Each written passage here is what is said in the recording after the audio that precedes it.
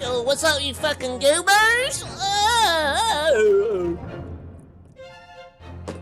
We're back at it again with some more of the Great Ace Attorney Chronicles. Last time we solved case number 4. Oh, we did that. And now we are on the final case of the first game. Let me think. We did that. We learned. We brought back Gina, fucking Katrina, Hideo Kojima. And I think Windy Bank, the fucking pawnbroker, was killed. I don't fucking know what happened. Well, we're gonna continue off where we left off. Isn't that exciting? All right, here we go.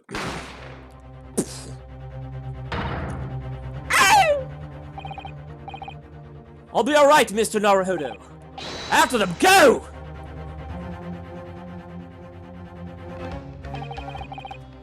Behind that door, in the storage room. Hurry! Open the door. Yep. And then there's Gina, who's holding a gun. It's Gina?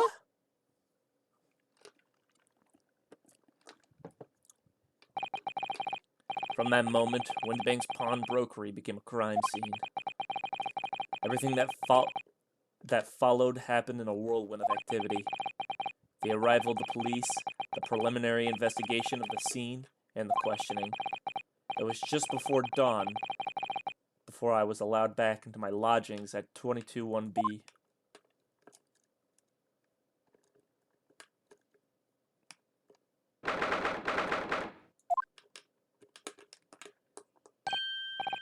Oh, Iris.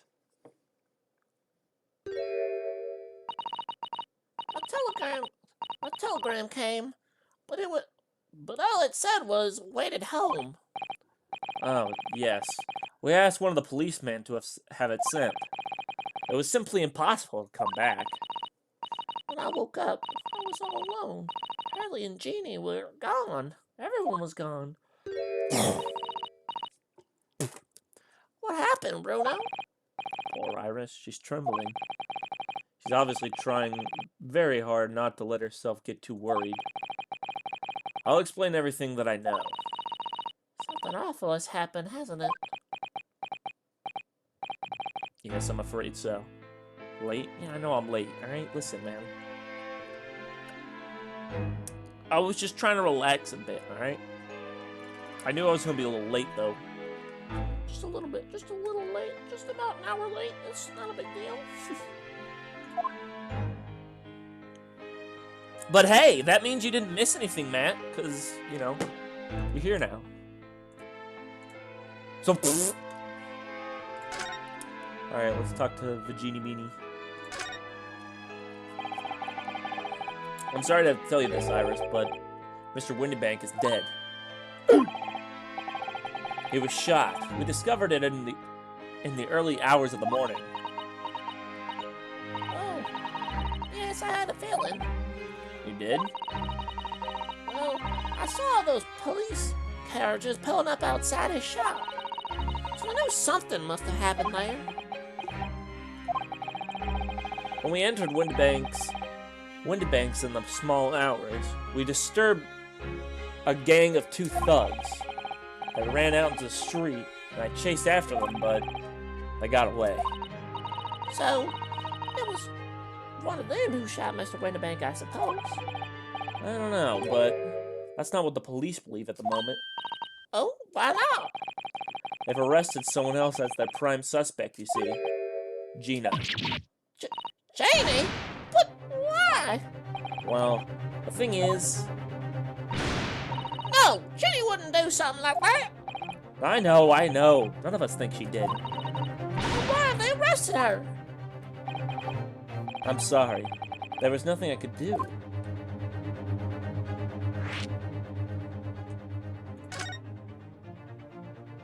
I don't understand why they arrested Jenny. It's not fair.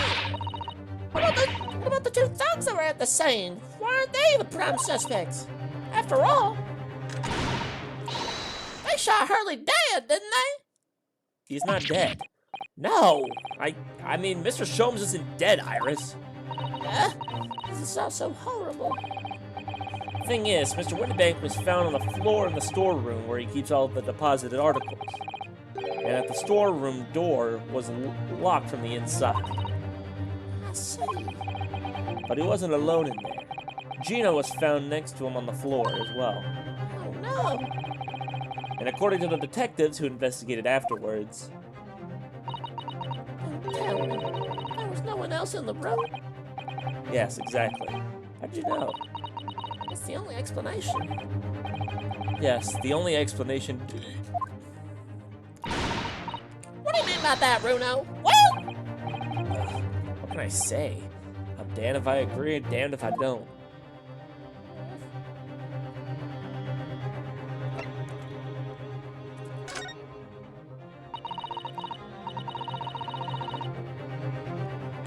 So where's Hurley then? Is he still there investigating the scene? He really ought to have some breakfast. It's not good for him to miss meals.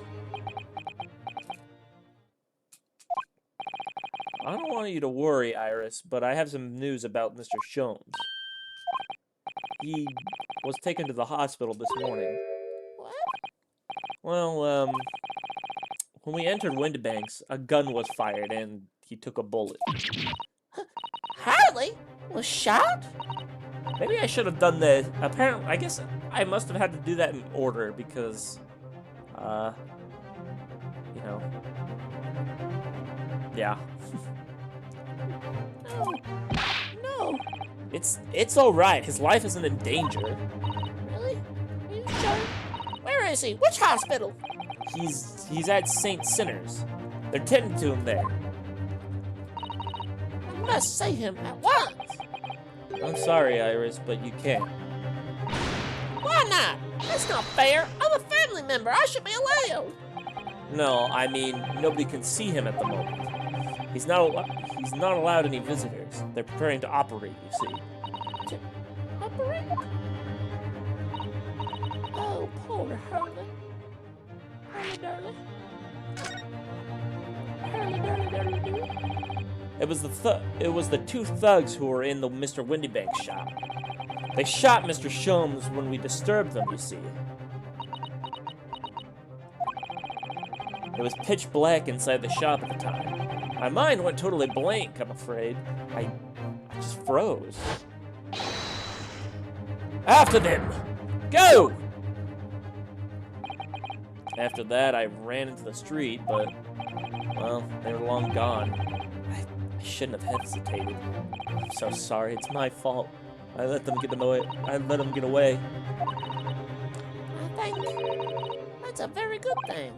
Sorry? Well, if you'd seen which way they went and chased after them, you might have been shot as well, Bruno. That's a pretty valid point, actually. On top of everything else, I couldn't bear that. Oh, Iris.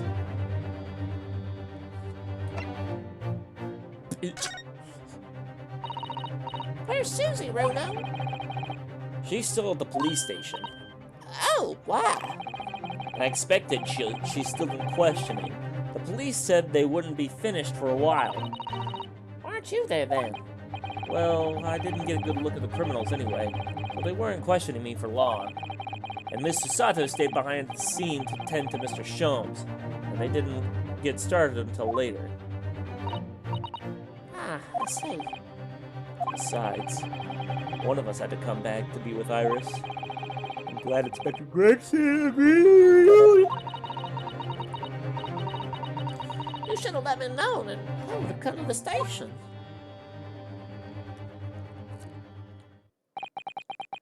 Well, I'm afraid I'll need to go out again now, Iris. There's not much I can do at the moment, but I can at least find out how Mr. Sholmes and Gina are getting on. I want to go too. Take me with you, Bruno. I can't stand just sitting around here waiting. I'm not sure how I feel about taking a 10-year-old child to the scene of a murder, but I don't want to leave her all alone here either. All right then, Iris. Perhaps you can help me. Oh, yes, I'd love to. Ginny's at the prison. Mr. Sholmes is probably in his hospital bed. And don't forget, we have to visit the crime scene. We need to conduct a thorough investigation. Ah, I can see you're ready for action. I imagine Iris would appreciate going to the hospital sooner rather than later. Dude, I got a flashback by a YouTube video that played a Kirby's Return to Dreamland song that somehow I immediately knew after over 14 years. Yo! Soldier boy, that would be. Alright, well, I guess let's go to the hospital.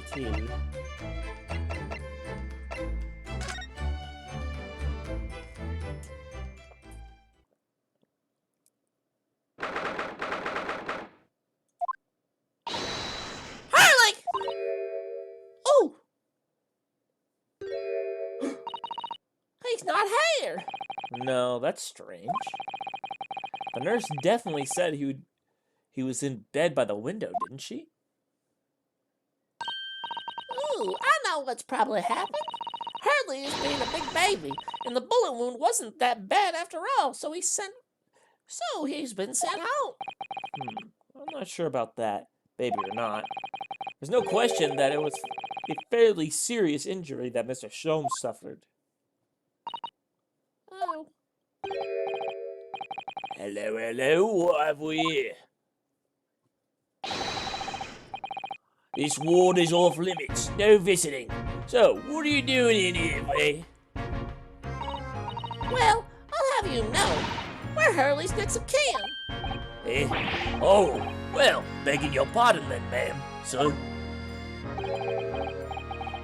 A little lady and a curious Eastern gentleman. The great mystery solver has a mysterious family, eh? That's how you see us, sure. Probably heard that's track 3 or 4. I don't know why that's remembering so much of Skyrim stuff. A month before Skyrim, I thought the game was a newer Wii game than that.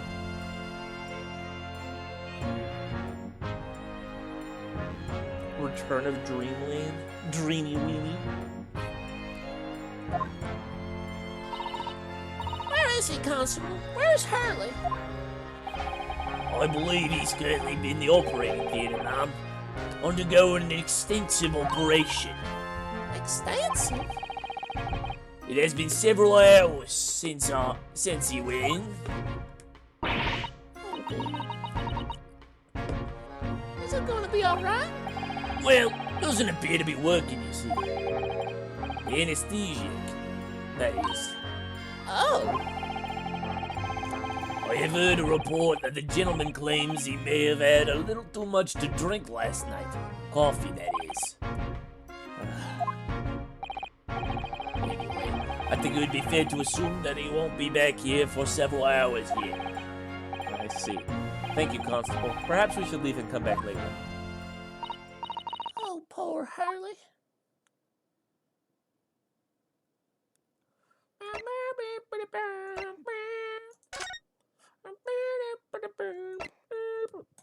I guess we'll go to the prison then. Check and see how Genie Weenie is doing.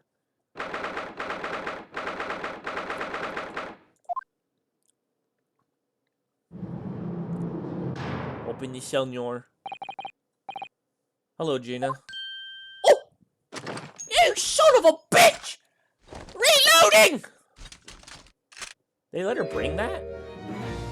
Why'd they let her keep that? Oh, you still have the grenade launcher Hurley and I made. I wish she wouldn't point it at me all the time, though. What are you here for? Ginny? I have a feeling it's because of us that you ended up in trouble. So we were thinking we might be able to help you. Oh. Where you come? Sorry? You get lost. Don't be like that, Ginny. I know you didn't do it. You'd never shoot someone. I just know you wouldn't. You think you knew me? Pull the other one. Oh. You ain't got the first thing idea about the likes of me. I'm a thief. I pinch people's places when they're walking down the street. That's how I get by. Yeah? And if I saw me chains, I'd sneak into the pawn shop any day of the week. Just to see what I'll lay my hands on. Get it? That's the kind of person I am. But Jenny, I'll be in court tomorrow, they said. Some cop came by before and said he was a lawyer for me, or the like. Said he was my lawyer or something. But I told him to get stuffed. I don't need no lawyer. I don't need no one. You couldn't be staring at me any more obvious than if you tried. I ain't been like this, Jenny.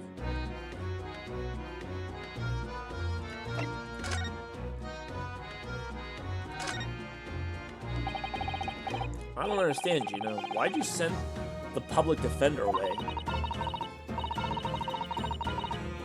He want me to sign some papers, representation papers or something wrong like that. It's all gonna be rigged anyway, the whole trial. They'll pin it all on me because I'm a kid. That's what grown-ups always do. Why do you think that? Cause that's how it always been for me. Growing up in the back slums my whole life. If you do what the grown-ups tell you, it'll get your mate strung off by the coppers or worse. It happened to me before, being sold out by nearly snaffled on the back of it.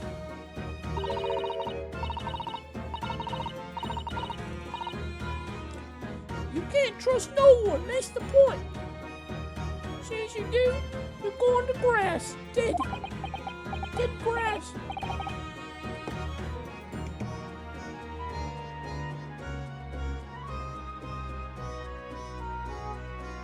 Ugh. Goodness gracious. Hold on, I'll be right back.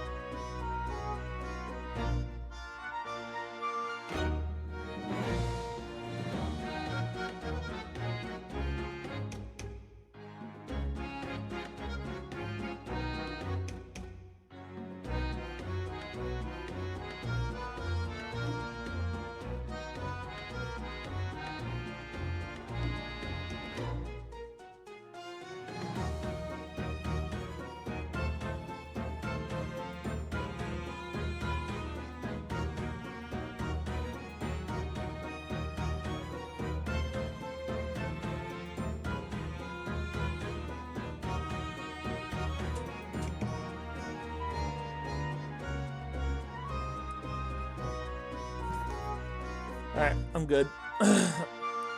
Oh, yeah, I had to check on my mother.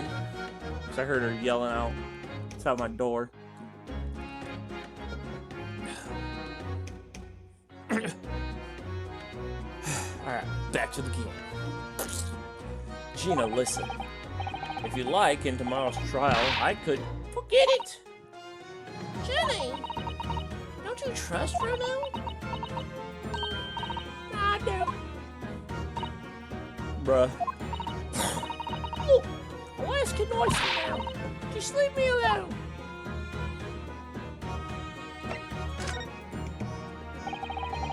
No, she's fine. It was just the dog was growling at one of the cats for whatever reason. The cat is also okay. He was not harmed. He's lounging on Mom's bed right now. Like a cat would do. Will you tell us what happened, Gina? Last night at the Pawnbreakers.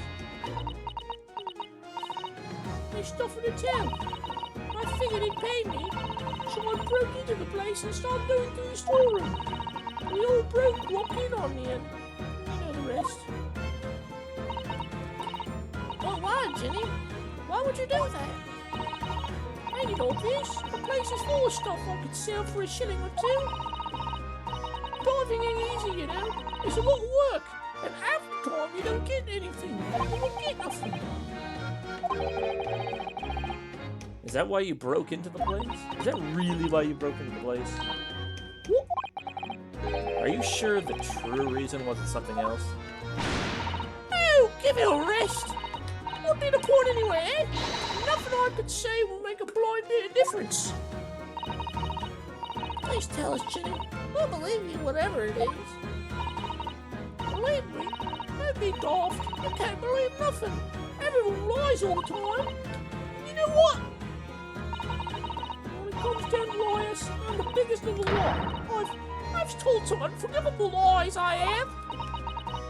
What do you mean by that? What unforgivable lies? I'm not telling you. What did you mean before, Gina, when you said you were the biggest liar of the lot?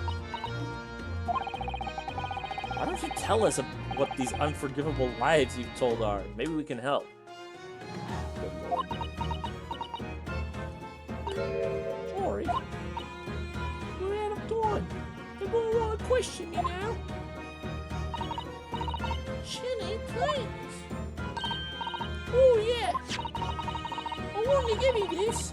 Something to remember me by.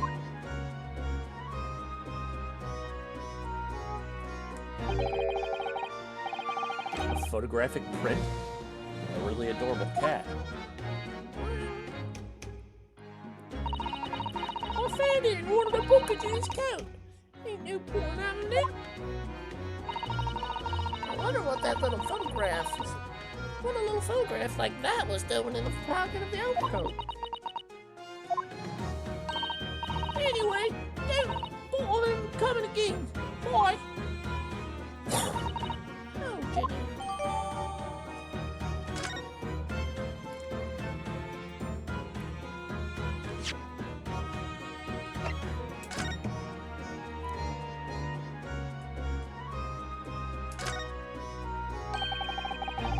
Look at the back of the print here. See, there's something written on it.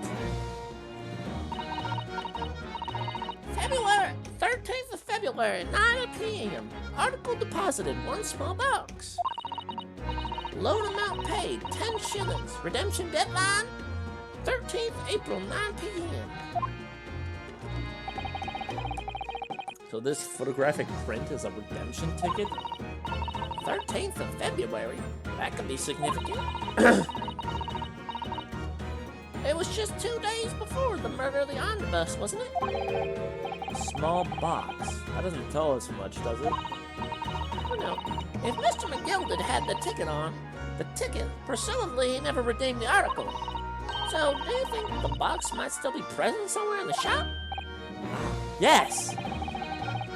If it's something McGilded deposited, we need to investigate.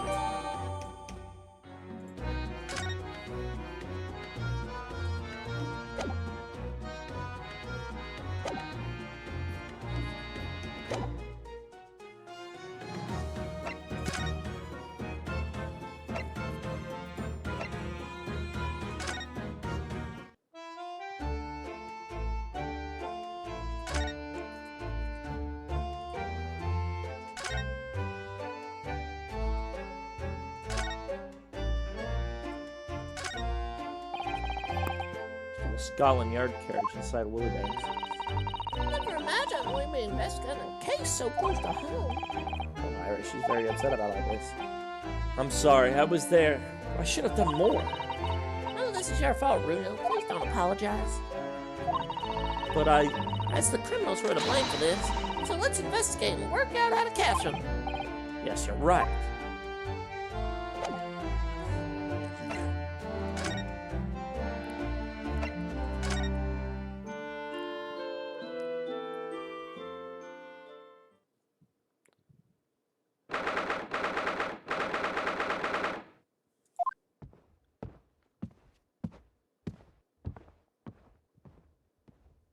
Damn. You got the whole squad. I wonder where it happened then. So this is where it happened, Dan. Last night. That's right. The two thugs I told you about were obviously ransacking the place, looking for valuables. But apart from the policeman in here, you wouldn't know anything had happened. There's no sign of this disturbance. No, you're quite right about that, actually. In fact, if anyone, it's the police who seem to be the ones doing the ransacking. I know what you mean. They're like a gang of organized criminals, all dressed in black. Oi! I heard that! Oh, Inspector. Good morning. I suppose I ought to thank you for your vigilance last night. We got to the scene before it was disturbed, at least. Shame you let the two rogues get away, mind. Yes, I'm sorry about that. I thought it must sound extramental to the beat around here, Gracie. Now look what's happened. Hartley's been injured because there weren't enough police on duty. Ah! Your ladyship! No one told me you were coming! I expect you to take full responsibility for what happened to Hartley and see he has the very best medical care. Of course, your ladyship. The very best doctors in the capital are tending to him as we speak. I don't think it's Bruno's fault that the rogues managed to get away, is it? Chasing criminals is the police's job. Absolutely, your ladyship. As you say, ma'am, as you say. The gent in black is totally blameless. Everyone's in agreement about that. Won't you believe it? He's like a completely different person with Iris. Talk about a personality change. Oh, where me manners? Are you thirsty, your ladyship? Perhaps you'd like some juice? Some nice, refreshing fruit juice? It's getting a little weird. Oh, why? Are you thirsty, Gregory? I have some of my special herbal tea with me, if you would like some.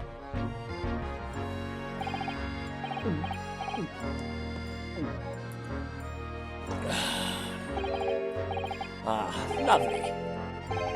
Thank very much. That really hit the spot, your ladyship. I don't even recognize him like this. It's kind of weird. He's being so weird.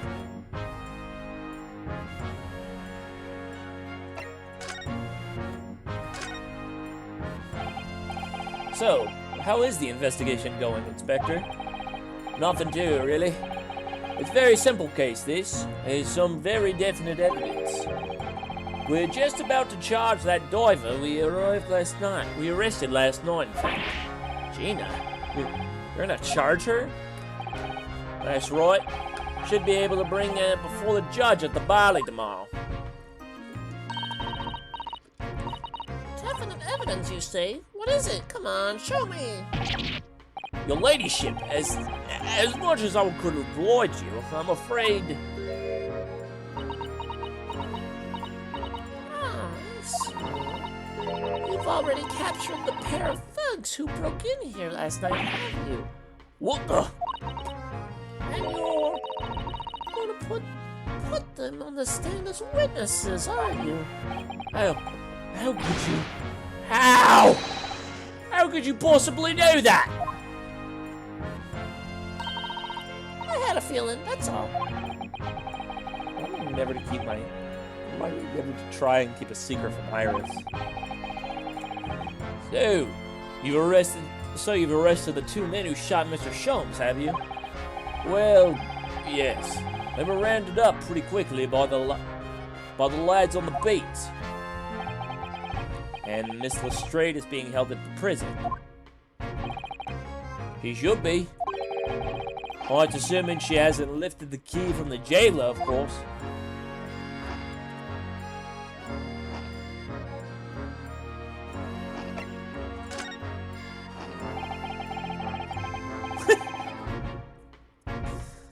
Good grief.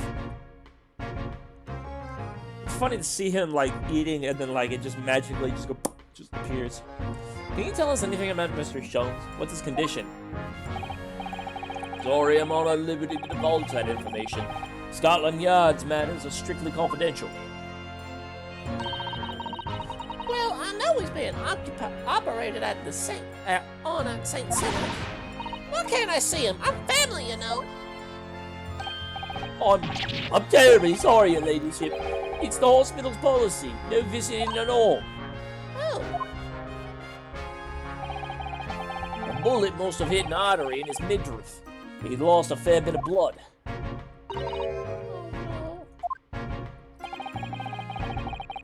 He didn't seem too bad in the first hour or so. But a hemorrhage like that is enough to make even the one and only Sholmes pipe down. Mr. Sholmes is human like the rest of us, you know. Well, anyway, he's having emergency surgery right now. They've got to stop that bleeding. He'll be alright, won't he? We'll be able to make him better? Well, of course, your ladyship. He'll be right as rain before you know it. Really? How do you know? Eh? How do I know? Well, because, of course... Oh, yes! Because Mr. Sholmes is such a great detective, that's why! We're gonna pray the doctors have a better grasp of what's needed to make someone well again. Oh dear, please don't die, Hurley.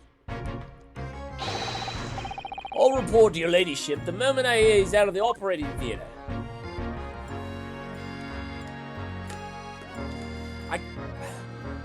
I'm guessing it's because he respects her dad. Fucking Dr. Wilson.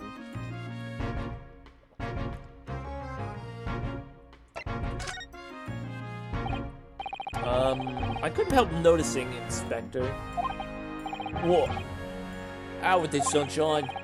Well, there seems to be a marked difference between the way you talk to me and Iris. What's the sauce, Sonny?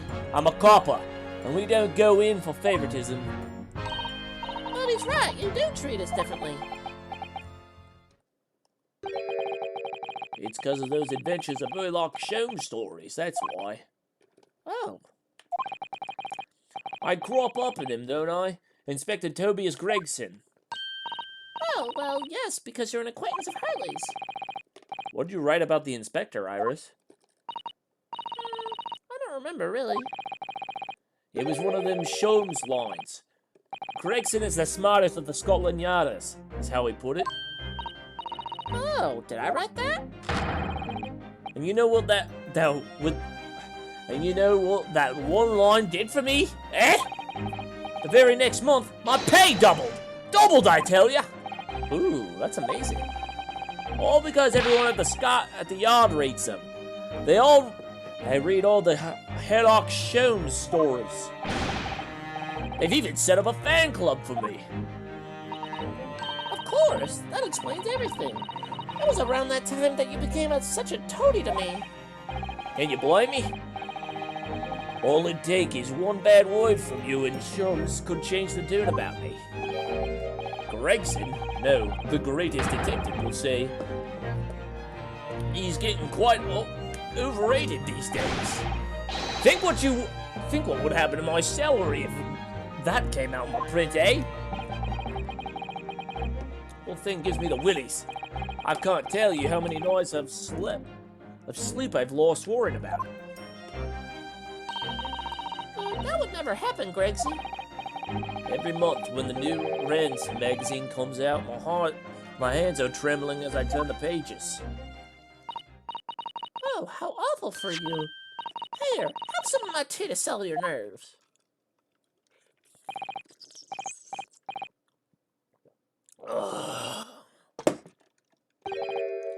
Ah, lovely.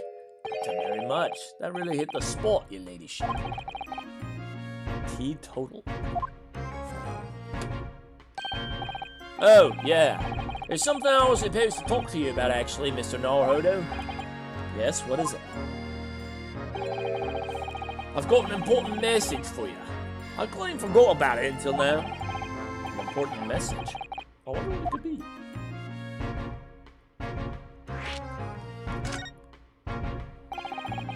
Are you gonna tell me what this important message is then, Inspector? Yeah, it's about that young lady who's normally by your side, your assistant. Dear Susie, is she alright?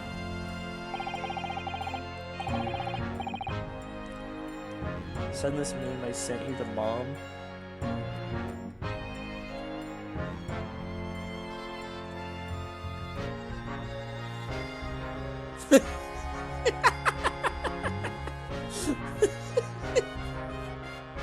Oh, good grief.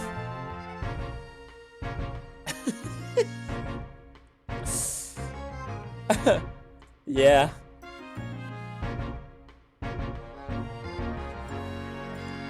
Alright, bet. I'm not sure. I don't know whether or not she'll actually like it, but it's pretty funny. She's at the station, isn't she? Being questioned, I believe. Nope, not anymore. She had to head off. Head off? Where? To Lord Strongart's office, of course. He summoned her.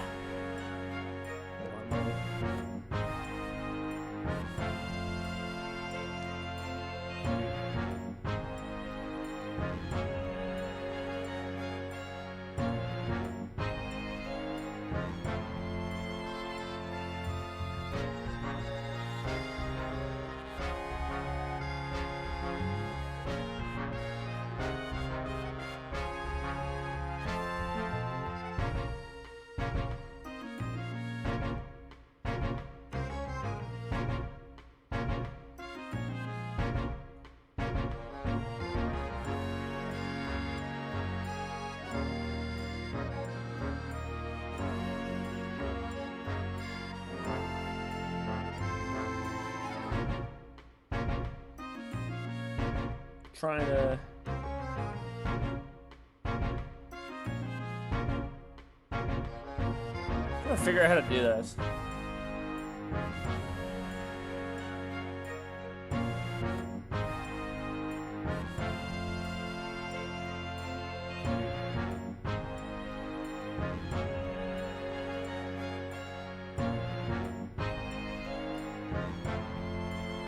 For some reason, I can't copy it.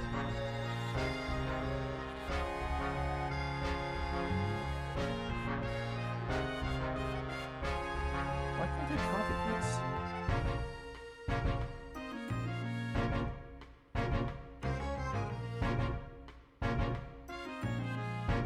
Yeah, whatever. Hold on. Let me bring back my stream on my phone.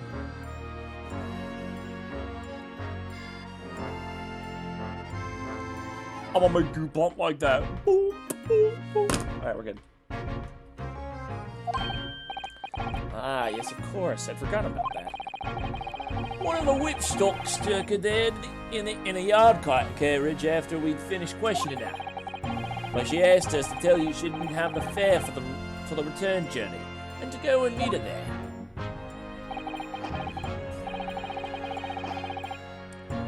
She's got a nerve using Scotland Yard as a bloomin' messaging service. I see. Well, thank you for passing that on, Inspector. Why did Susie have to go to see Lord Chief Justice? She didn't tell me. I better head over to the Lord Chief Justice's office and fetch her straight away.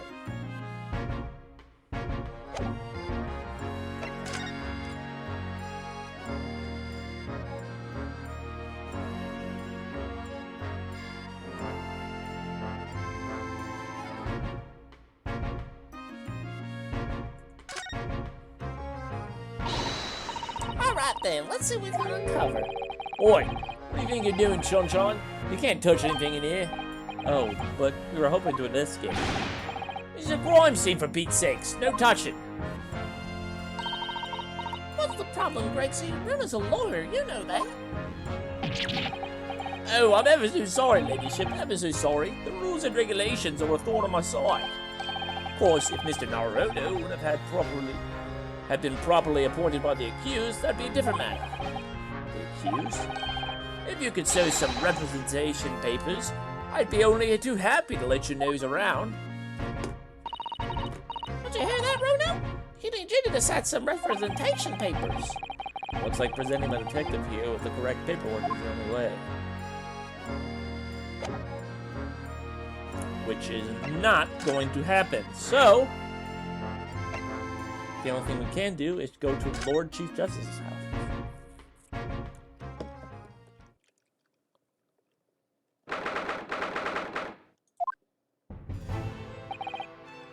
Yes. No matter how many times I come here, I always get the same sense of oppressiveness somehow. Do you think the place is oppressive? I think it's normal. How so? I mean, look at that suit of armor over there. You can't take that seriously, can you?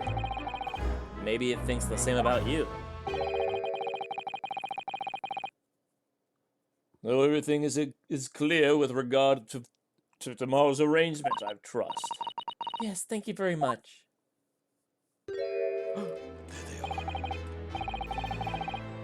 There they are. Shisato-san and Lord Strongheart. I wonder what they're talking about. They both look very serious. Very good. There is nothing further to discuss. You may return to your lodgings. No doubt that you have much to do in preparation for your return to your homeland. Wait, what did you say? Wait, what did you say? That's what I said. Your return to your homeland? Susato-san!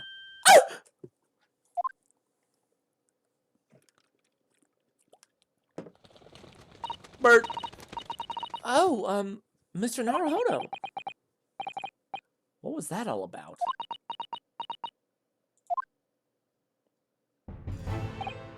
Ah, Mr. Naruhodo. Thank you for coming to collect your colleague. What's this all about? Why are you talking about Miss Sato's return to her homeland? And tomorrow?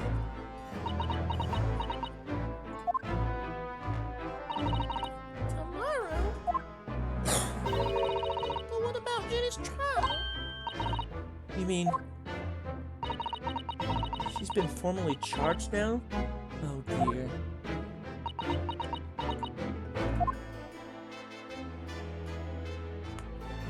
Well, this is getting a little sussy.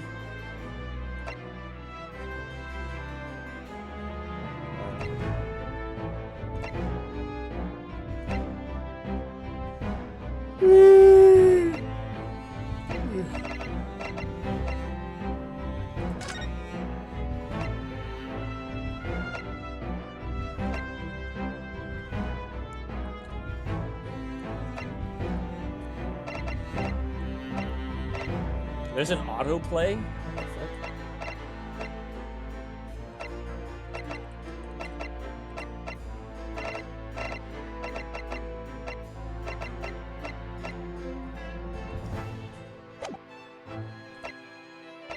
What's the autoplay station?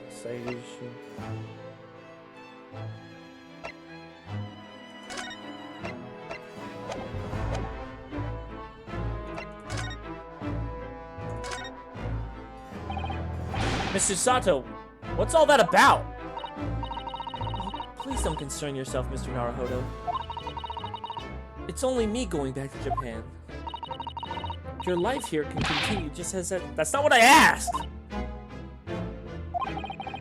What happened? Why are you leaving?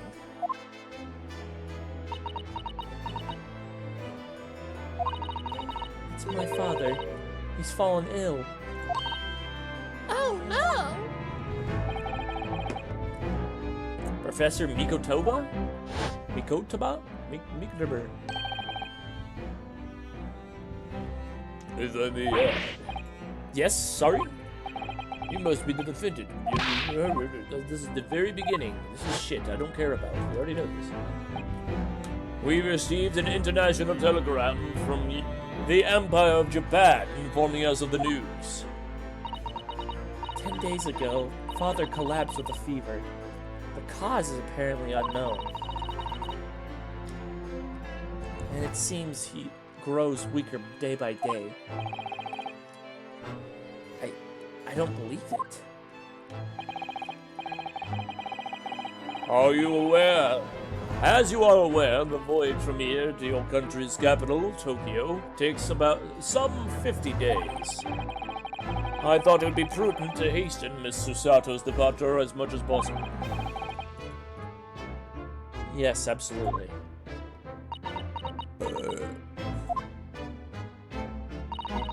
I will leave London first thing tomorrow morning. I can't believe this is happening. There's a big womp womp there. So Gina's been charged? She'll have to appear in court? How's your stomach feeling? I mean, it feels okay. I still haven't been able to poop though, so still stuck there. It's pretty funny. Yes, she was formally charged a few hours ago, and the date of the trial has already been set for tomorrow. No! Not even 24 hours later? Gina. Ah, yes, the Lestrade girl, and the murder of the Baker Street pawnbroker, yes. An all too transpicious case. The pickpocket was clearly disturbed amid robbery and shot the man in panic. No, the yard is overstretched as it is, without wasting time on these open and shut cases. That's not wasting time. Jenny would never do something like that.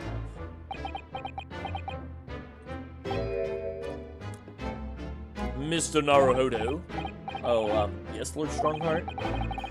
In deference of your fine services to date, I shall overlook this young girl's insolence. But I have no recollection of admitting a child into my office. Leave now. Of course, Lord Strongheart. I'm calling your fucking mother!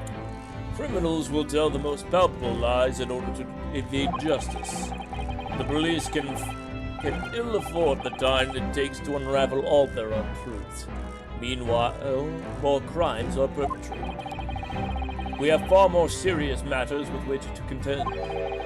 Serious matters? Didn't Gregson mention something like that yesterday? Yes, Inspector Gregson made a similar remark yesterday. It's no concern of you, though I'm sure I need not remind you of that.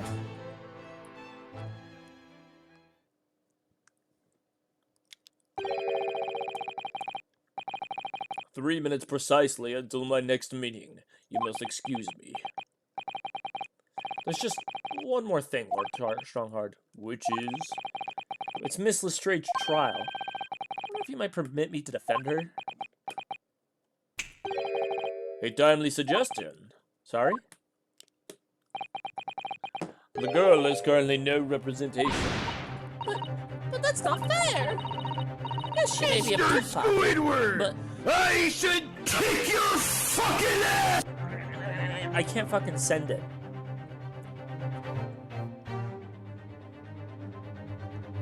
I was trying to download the image and I can't.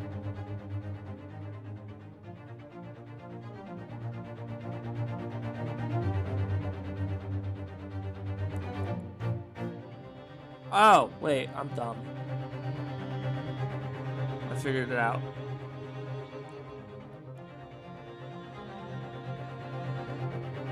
Never mind.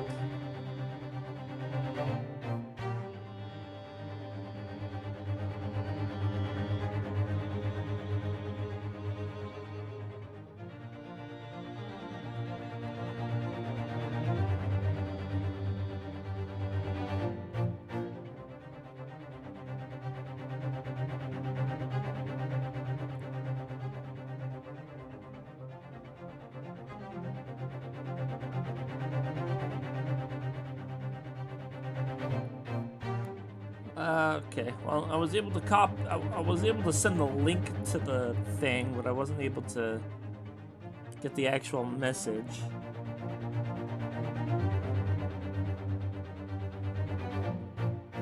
So I can't save it.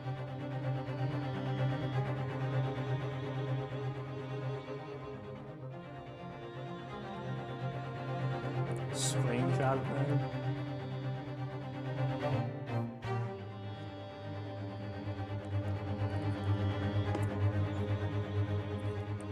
Oh, there you go. See, it worked.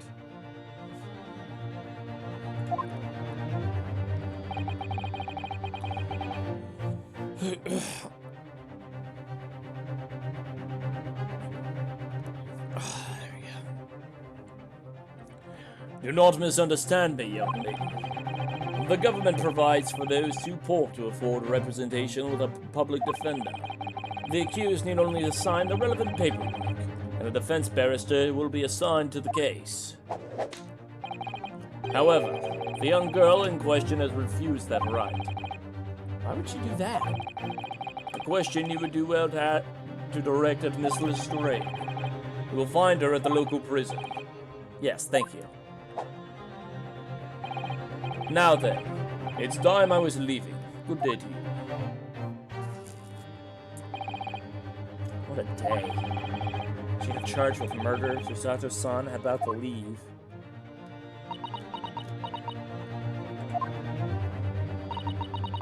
Come, Mr. Naruhodo, Iris, we must make haste. But, Susie, you're leaving for Japan tomorrow morning, aren't you? Don't you have to pack and things to do? Don't you have packing and things to do? As Mr. Naruhodo's judicial assistant, my personal circumstances are of no consequence. My sole purpose remains to help you in whatever way I can. Thank you, Mrs. Sato. That's a very pensive look. I think we ought to visit Gina first. In any case, I would like to wish her well before I leave. Yes, that sounds like a good idea. Let's go. If I'm honest, this has me completely thrown off.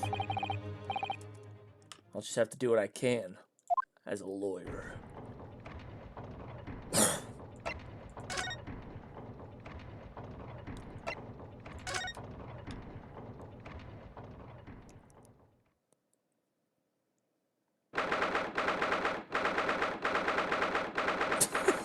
Matt, what the fuck?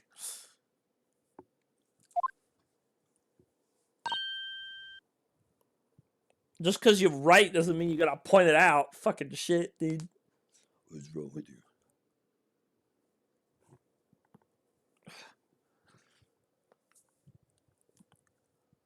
Oh! Hello again, Gina. Son of a bitch! I told you not to come around these parts! What are you lot here for now? To have the muzzle of that grenade launcher shoved in our face yet again, obviously. I think I need to improve the way you load the ammunition of that thing, don't I?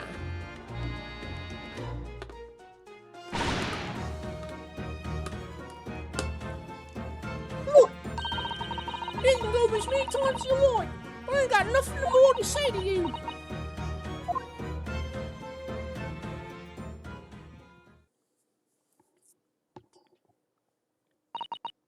Gina, I wonder if you might hear me out. There's something I'd like to say. What? I'm sorry to say that I must reluctantly bid you farewell. Eh? Farewell? Tomorrow, I must begin my journey back home, to Japan. I fear we may never meet again. Ew. Right. I've had the pleasure of meeting so many lovely people here in London. I have so many wonderful memories. And yet, as things stand now, it'll be a glum parting indeed. Poor Iris is so miserable.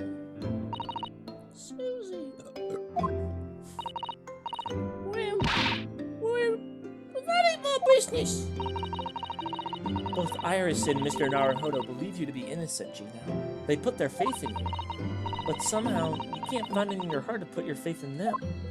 Yeah, that's right. I can't. All of it. It grieves me gravely to have to say goodbye to my friends when they are so clearly unhappy. Because of you. Damn. What? It's my fault? Yes. So I have one final request, Gina. Before our paths never cross again. Right here and now. I want you to show both of them that you don't deserve...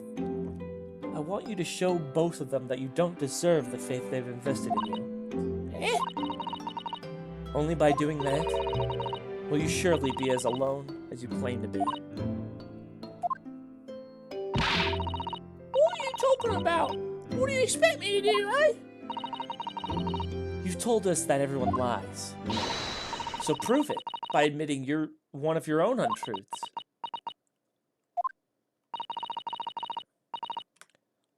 What about what you said before, Jenny? You said something about unforgivable lies. You must tell Mr. Naruhodo and Iris the truth now.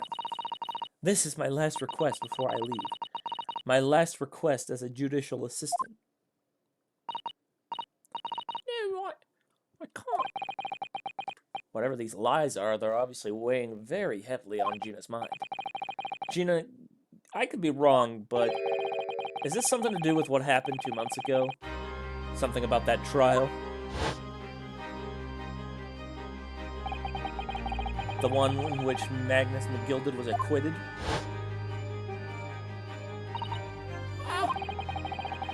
The case of that mysterious murder that took place inside the omnibus. You were called as a witness by the prosecution. Is that what this is about? Yeah, you're right. Because on that trial, I lied. I lied like you wouldn't believe. Will you tell us about it now?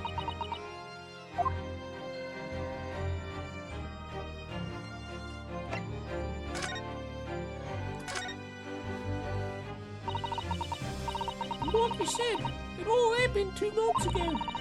The coppers got on. Older man shoved me in the witness stand. And based on your testimony, Mr. McGilded was declared innocent. Yeah, well, the thing is, I lied about a whole bunch of stuff. What sort of things did you lie about? I was hiding under the seat that night. That was the truth. It was pitch black in that old cubbyhole. I couldn't see a thing, and then I heard that loud thud, like something falling on the floor.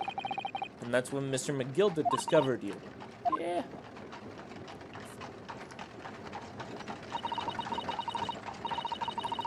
He pulled me out from under the seat and sat me next to the dead man. There weren't much light in it seemed like, but when I looked at my hands, I was covered in blood all over them. I don't even know what the fuck you even say there. I was so scared, I couldn't even speak. You had his blood on your hands? In other words, it was Gina that the witnesses on the roof deck saw through the skylight. Then Mr. McGilded started asking you questions, I suppose. Who you were and why you were hiding under the seat. Yeah, he did. Only that's not all. What do you mean? I mean, he threatened me. Threatened you how? He made me swear about what I'd seen and what I'd heard. About what we was gonna do after the coat was found dead. He made me swear I wouldn't tell no one about anything. If I did that, he said he'd let me escape her before the corporals showed up. What does that even mean? Scarper? Is that like, is it threaten? Is that a threat? He threatened to kill you? That's hilarious.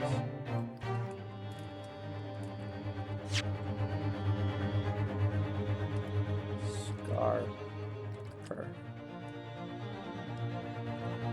Run away.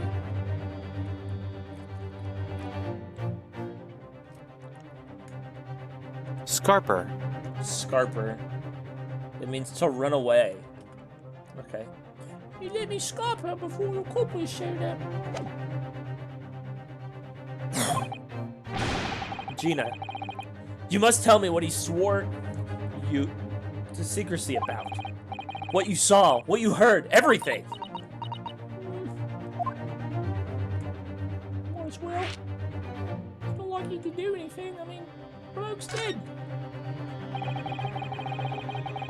What's he gonna do? Come back to life and run out to kick me? Stupid bastard. You said McGildet made you swear not to tell anybody what you saw. But you were in the pitch black compartment under the seat the whole time, weren't you? Yes, with Mr. McGildet sitting above your head, if I remember correctly. Yeah, that's true, but it was when I heard the thud of the cove hitting the floor. I let out a little scream, see? Couldn't help it. McGildet heard out to hide that and dragged me out on my arm. That's when I saw it. It was on the floor next to the old geezer who would have been stabbed. A disc. A bright, shiny. A disc? Do you mean... Yeah, that's it. No one what the day took off me. At Windybanks. So the music box disc was there. The music box disc was there. On the floor of the omnibus? Not for long. McGildet spotted it right away. He picked it up, smartish, and stuffed it inside pocket. So that disc was in the omnibus 2 months ago at the scene of Mr. Mason's murder. And the book trot told me if I wanted to mutter a word, I wanted to mutter a word of it to no one. Interesting. Because it was so dark underneath the seat of the cab, I was straining my ears the whole time. After a while, I heard the door and the footsteps inside the cabin. Presumably that was McGildet getting on board. Nah, not only him. Oh, Because I could definitely make out the footsteps of 2 people.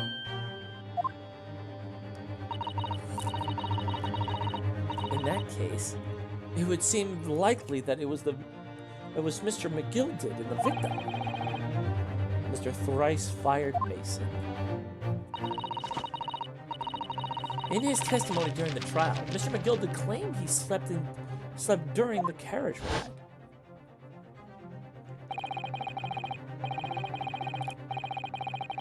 But whenever I'm in the carriage, I'm taken with a fierce tiredness, and I always succumb to it. And your own testimony, Gina, supported this. All I could hear was the Irishman snoring.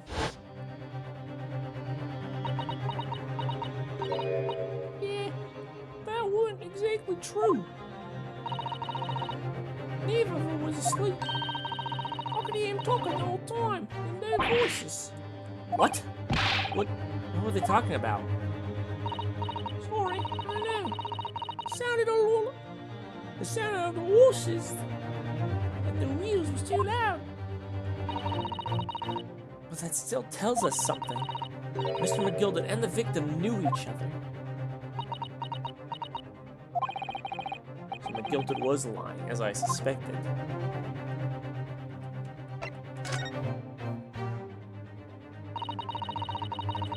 I knew it wasn't going to take long before someone raised the alarm that the bloke had been killed. Yes, you were quite right. The other passengers on the roof deck noticed very quickly. So when the cab came to a stop, McGildet told me to hide back under the seat again. I climbed in and waited. The two cubs from up top ran off to get the coppers. Yes, Mr. Fairplay and Mr. First. Right, and after they'd gone, McGill did ask the driver to do him a favour. A favor? Now then, fella, what I need you to do is take this coat of mine and deposit it with a nearby pawnbroker. And for your troubles, let's see now. I'll give you 10 guineas. A nearby pawnbroker? You mean on Baker Street? Yep, you got it. It was Windybanks. The coachie snapped up the money. And ran off to pop this coat as fast as he could. So then there was no one left in the carriage. McGill did open the box under the seat and let me out of there. But not without conditions. I see.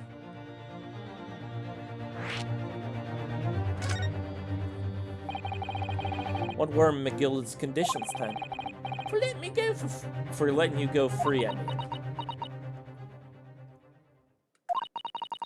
not telling a soul, not for anything, about what I saw or what I heard. And there was something else as well. There's more? Yeah, this is the most important thing, he said.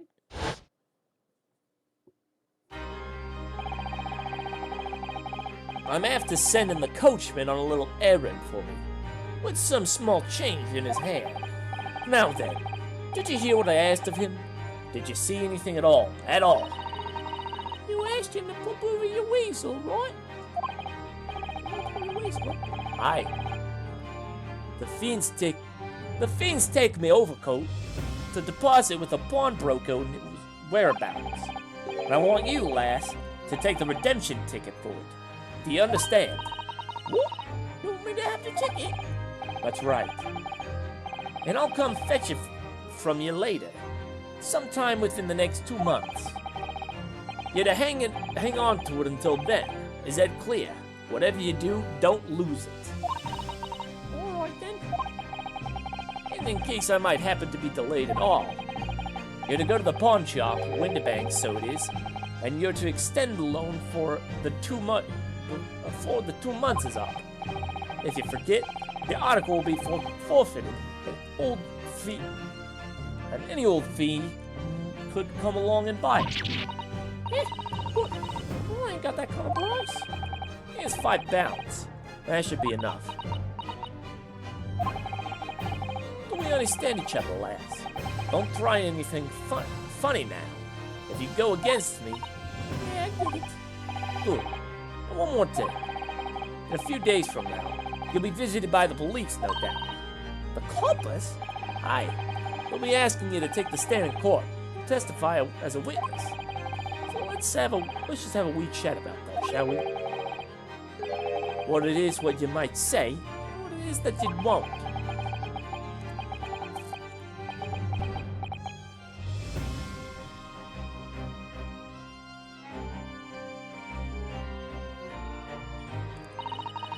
After he'd gone over it, I parked it. Got as far away from there as I could. Hid the pawnbroker's ticket in some bushes near the scene. I went to fetch him the next day and got it dark. Once it got dark, So McGill had planned it and coerced Gina into giving a false testimony.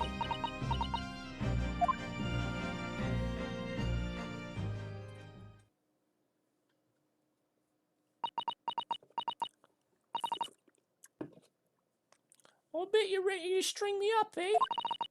I lied. In that big old courtroom, I told some caucus. The thing is, he said he would make it so we couldn't live in the East End no more. That's what's threatening me with. That's what he was threatening me with. What a wicked man.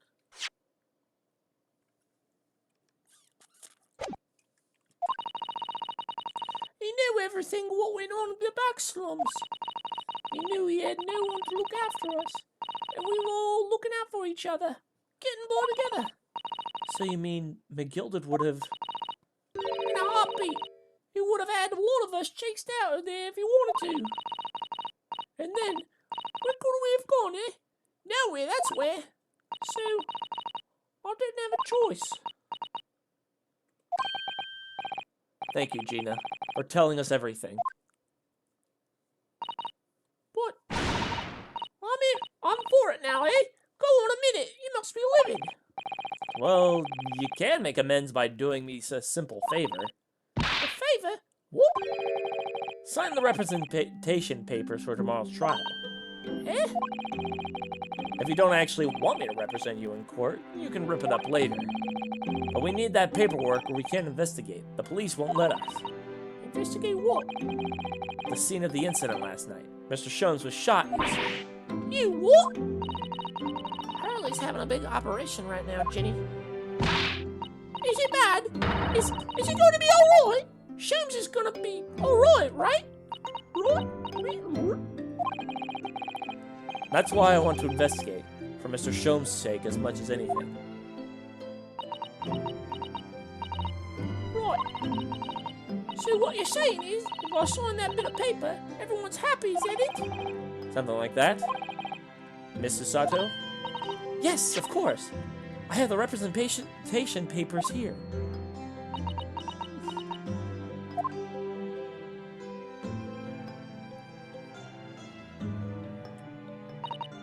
I don't need no one to stick up for me, though. No lawyer, nothing.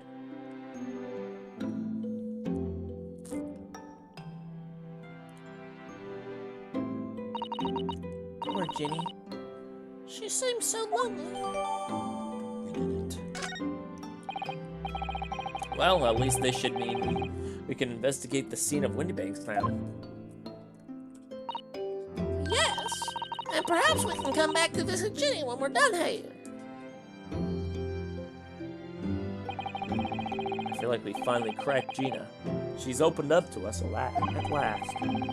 And now I have her representation papers. No one else knows just what a responsibility that is.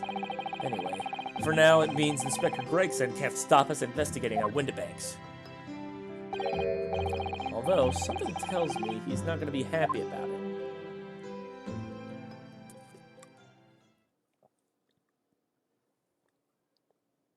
Nah, I'm sure it'll be fine.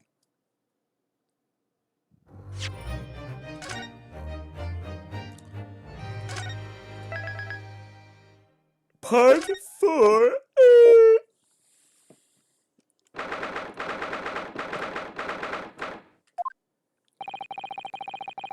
Here we are again at the scene of the crime.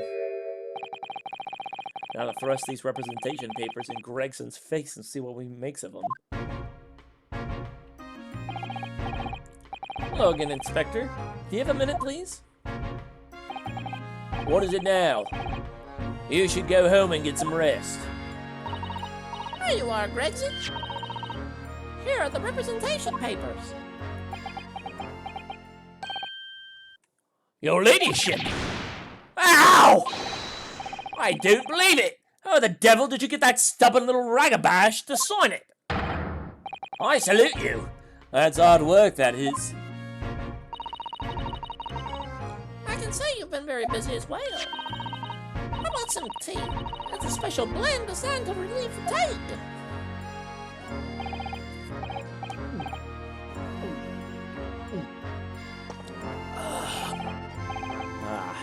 Lovely. Well, let's see now. Yes, I hardly feel tired at all. I'm fit as a fiddle, your ladyship. It'd be alright if we investigated the scene of the crime. Do as you please. You know where it happened. Through that door behind the counter. Yes, the storeroom. That's where I discovered Mr. Windybank. With Gina. Right. Well, I'll be getting back to business then. Will you be investigating the storeroom as well, Inspector? If I'm perfectly honest, we need to wrap this up before long. Can't afford to spend too much time on it. But there are so many articles to go through. It's taking forever, even the lads working around the clock. Which is a problem, because there's another case the yard needs investigating as well. Mostly what Lord Strongheart meant by far more serious matters before. So what I'm saying is, don't get under my feet, sunshine. Come then, let's not waste any time.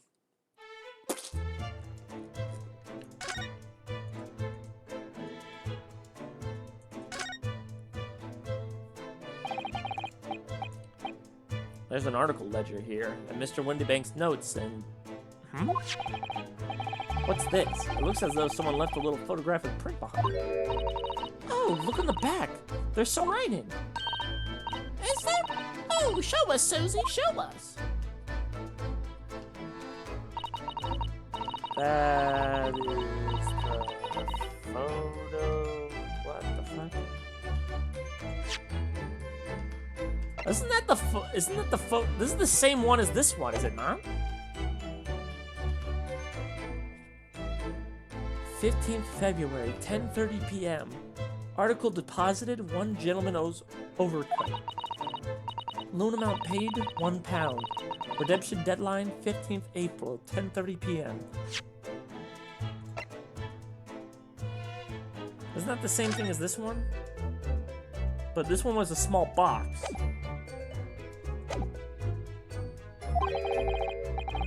A gentleman's overcoat pawned for £1? Clearly it was a very fine coat. In fact, I think... Yes, this must be the ticket for the overcoat that Ginny redeemed yesterday. Oh wait, no, I used the wrong fucking voice. Damn it. I was so used to using Ginny. Shit. And is still wearing, which belongs to Mr. Gilden. Mr. Gilden. I would never have expected the redemption ticket to be handwritten on the back of a photograph, though. It seems Mr. Windybank just used whatever piece of paper he happened to have on hand. But this photograph of a cat, it looks very, very familiar, doesn't it? I'm sure I've seen this exact same picture somewhere else but recently. Oh, yes, you're right. Very recently. That's the same one that Ginny gave us earlier. Of course! I was forgetting that she gave us that. Well, what are you waiting for then, Mr. Naruhodo? Get it out! Alright. Let's let the cogs turn. Yes, they are exactly the same.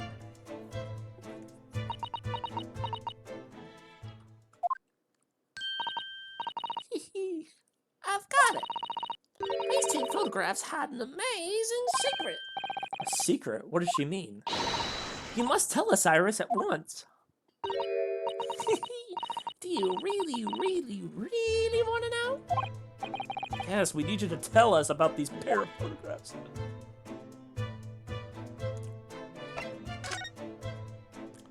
Poor favor.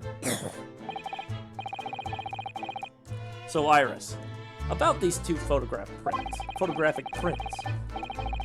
The one we found on Mr. Windybank's counter and the one Gina gave us before.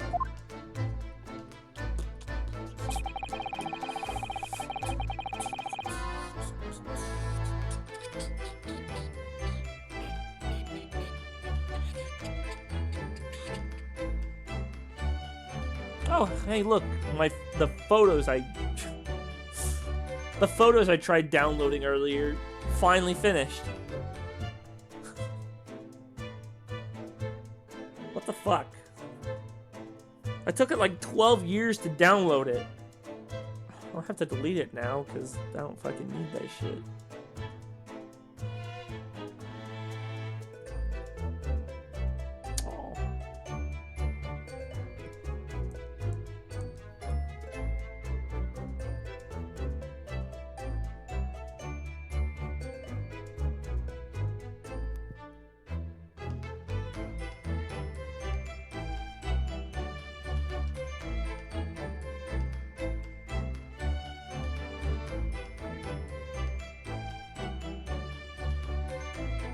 I'm listening to something.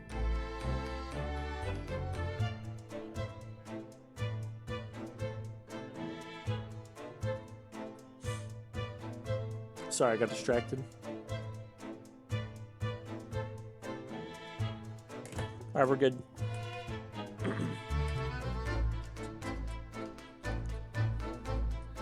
What is this amazing secret you mentioned that's hidden in between these two identical prints?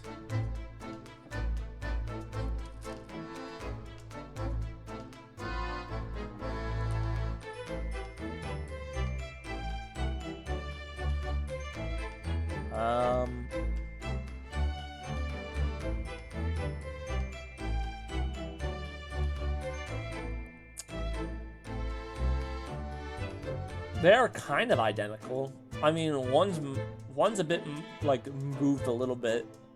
Like this one's a little further down than this one. Like this one's fading like straight, and this one's like a little bit to the right.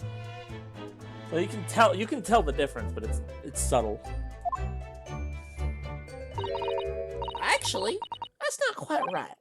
Sorry? If you look carefully, the two prints aren't the same. Not exactly. They are not? Have another look at them now. Lamau. She's literally pointing out what I was pointing out. Can you see that they're slightly different from each other? I think so. It's very subtle though. But what's the reason for the subtle difference between the two prints? Oh, well, it's because they're a set, you see. No, I don't. This parrot photograph is meant to be used as a stereoscope. Everyone in London is raving about them at the moment. Ah, the stereoscope. I feel like I've heard that word before recently. Oh, yes. That's what Mr. Shone showed us yesterday. You see? There it is, just over there. Oh, yes, of course. That magical machine that makes pictures look almost real enough to touch. Well, actually, it's quite possible to see the same depth in picture, even without ones in those contraptions. What? Really? Do you know how a pair of flat photographic prints can appear to have any depth in the first place? No, I have no idea. Oh, wonderful. Then I'll be able to tell you. She's over the moon, bless her. Should we let her explain, though? We really need to carry on the investigation scene. I, for one, simply have to know.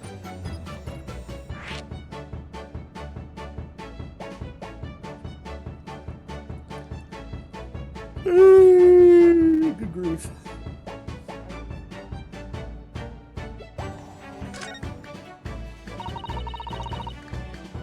Have you ever considered, Raymond, how our eyes see depth in the world around us?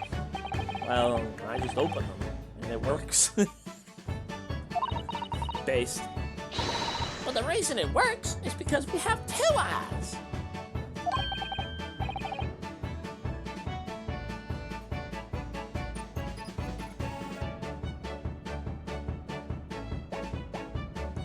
Two eyes. Shocking. If you try closing just one eye, I think you'll see straight away. What you see with your left eye, and what you see with your right.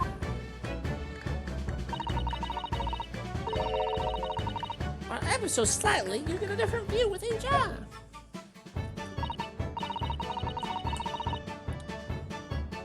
Yes, it's called FOV. Yes, the position of objects seems to shift slightly. Exactly. And in your head, your brain uses that shift to estimate depth as it merges with the two views into one. That's how we can sense depth in everything we see. The brain is really amazing, isn't it? It does so much without telling you. Oh, I think I see. So the pair of photographs consist of a left eye view and a right eye view. Is that right? Oh, well done, Susie. You're so quick. So, if you can persuade your brain to merge the two pictures together in your head, you'd be able to see the depth of in these prints? Yes, Bruno, you're beginning to understand. The stereoscope's function is to act as your brain and allow you to do just that? Yes, but as long as you have two images, two eyes, and one brain, you can actually do it yourself without needing a stereoscope at all. You can? Really?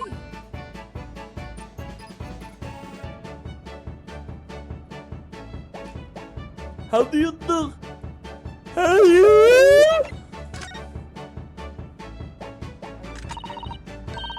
Let's try it. Let's see if you can view the pair of prints without the help of a stereoscope. Oh yes, I'm dying to have a go. Sato-san really loves this kind of thing. You need to be able to cross your eyes. That's the main thing. Can you do that? Can you both do that? Cross my eyes? I think I can.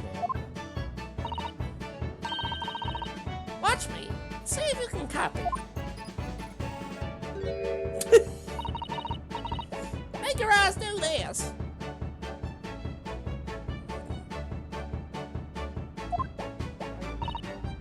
All right, let me try. Are you ready, Mr. Naruhodo?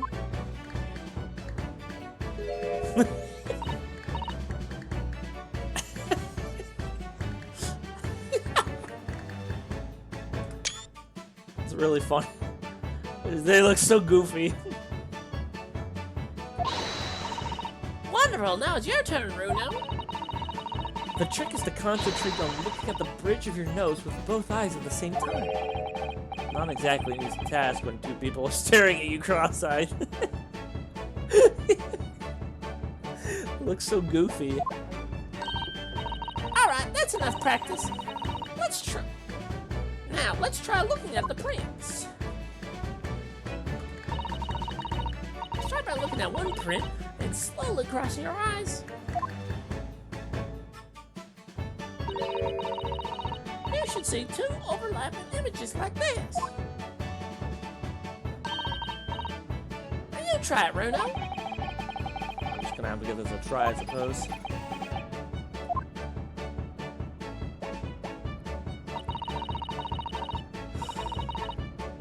Did the print split into two images for you? Now the next step.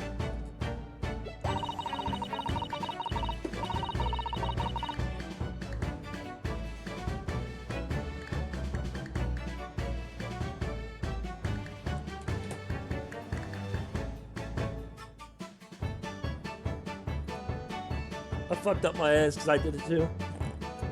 Is to put the pair of prints side by side like this, and then try crossing your eyes again.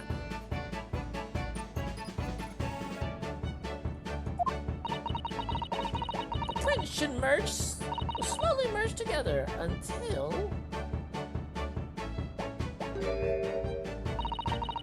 they form a new single image in the center. Oh yes! Mr. Naruhodo, it works! I can see it in the middle now.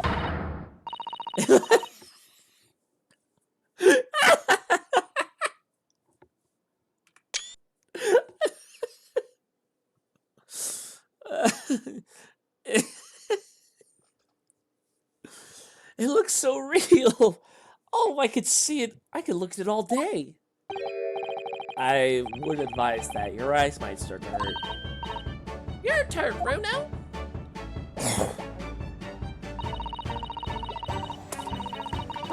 Pretend like you're looking through the two pictures and slowly cross your eyes. Keep adjusting your position in the eyes until the two images overlap exactly in the middle. Like this, is it?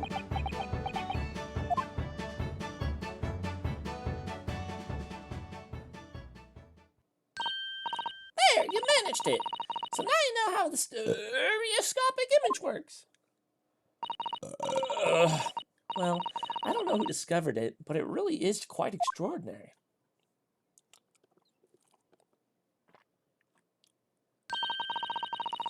So, what do you think of these stereoscopic prints then, Runo? They're certainly amazing, but it isn't easy to get the knack of viewing them properly. No, some people find it easier than others. That's why contraptions like this exist, for people who find it tricky. Oh, I recognize that. We saw it there yesterday, didn't we?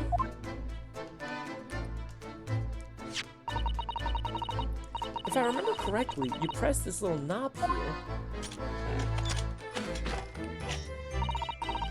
then set the two photographs in the stand back, and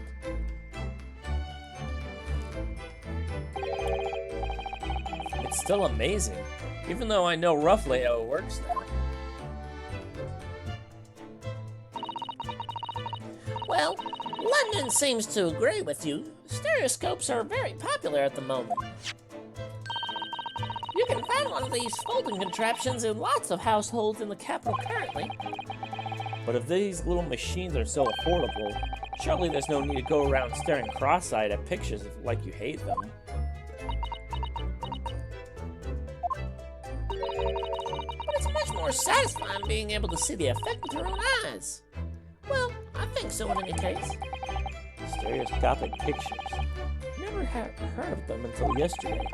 We certainly learned a lot about them, but I wonder if it's knowledge that I'll ever actually need.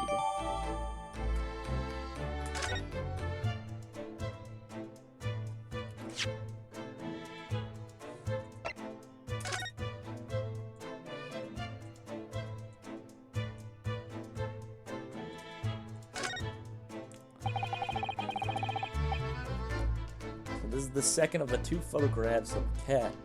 It really does look like Wagahai. It looks exactly the same as the first photograph at first glance. I suppose that's what's so compelling. Actually, now that we have both pictures, I could have another go at viewing them as a scary. So I just cross my eyes and try to get the two cats to merge into one. It's such a hard thing to do. Whoever thought of this in the first place must have spent a long time staring.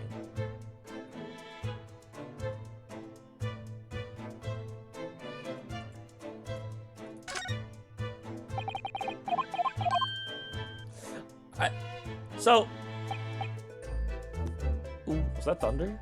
I'm guessing the game is trying to like tell you to do it.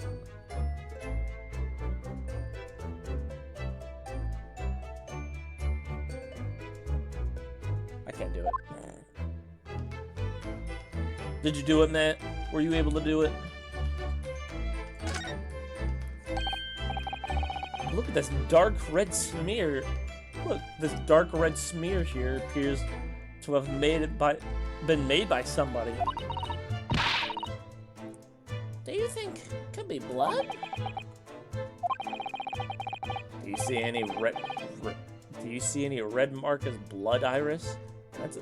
Do you see any red mark as blood, Iris? That's a bit more morbid, I think. But it's almost certainly blood, isn't it? 10-year-olds today.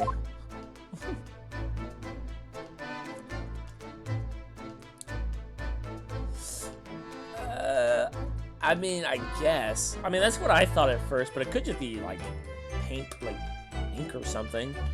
Because it's the same color as the writing. Unless somebody decided to write all this in blood. Which would be pretty funny.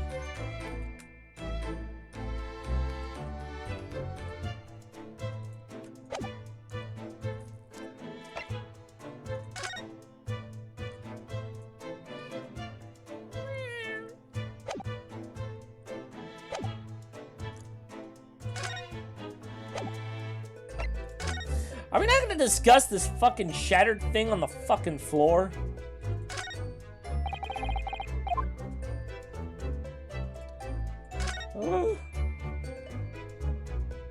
Holy shit. Ah, look here.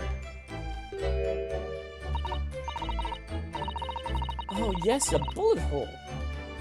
And I can see the bullet is still lodged in the wall. Presumably, Mr. Windybank wasn't practicing with his revolver in his spare time. Obviously not. That blood wasn't there. Ah, well. Mr. Sholmes likes to practice his drawing in his drawing room whenever he can. He's very patriotic like that. Patriotic. Sorry? It's all there in the adventures of Sherlock Sholmes, you know. Isn't that right, Iris? Did I write something like that? Partly in jest, perhaps. In jest? Well, he doesn't do it often. It is quite a dangerous pastime. He doesn't do it often. He shouldn't even do it once. Forget that for now, Runo. Let's examine this bullet. What's around the bullet hole? Is that blood? A suspicious red stain on the calendar. Aha! I may be able to help with that. What? There's nothing like the sight of blood to get the blood pumping, is there, Runo? I have a feeling I'm not as bloody-minded as you, Iris. I'm afraid the sight of blood makes my blood run cold. There you have it, you see? When it comes to blood, we're all different types. Yes, what a scientific observation. So you need this. No, what is that scary-looking thing? Well, and I haven't actually come up with a name for it yet. But as soon as you see it in action, you'll understand what it does. Watch.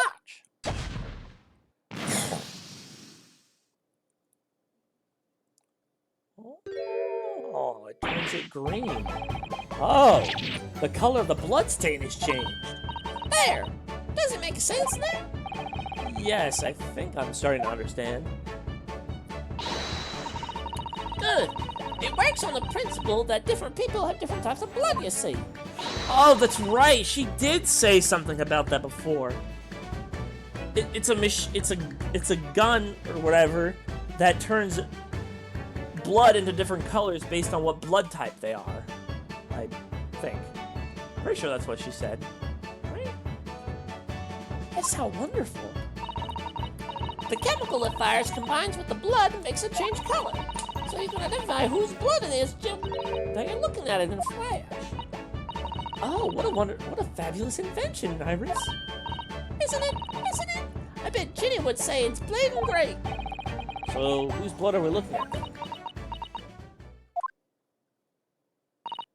Well, all the chemical does is turn the blood a different color, so...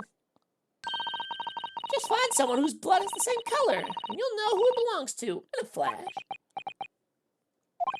It's more like two flashes, really, isn't it? One flash or two. This could turn out to be very, very valuable clue. So we must make a note of it in the court record. Let's keep testing it, adding the results of other blood analysis to the portfolio. As long as I have a reagent left, sure. Actually, there's a stain on the back of that one photograph, isn't there? I think perhaps we should see if it can tell us anything. Oh? Green, it's green in his phone.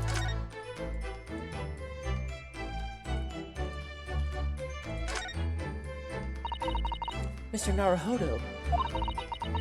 I don't know if you noticed, but there's something rather troubling here.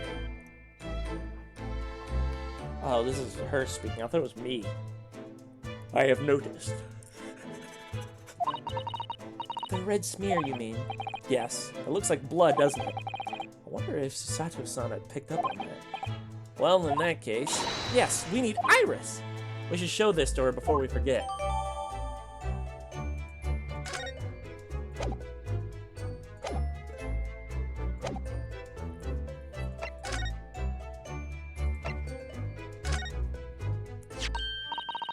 Oh, that looks like blood.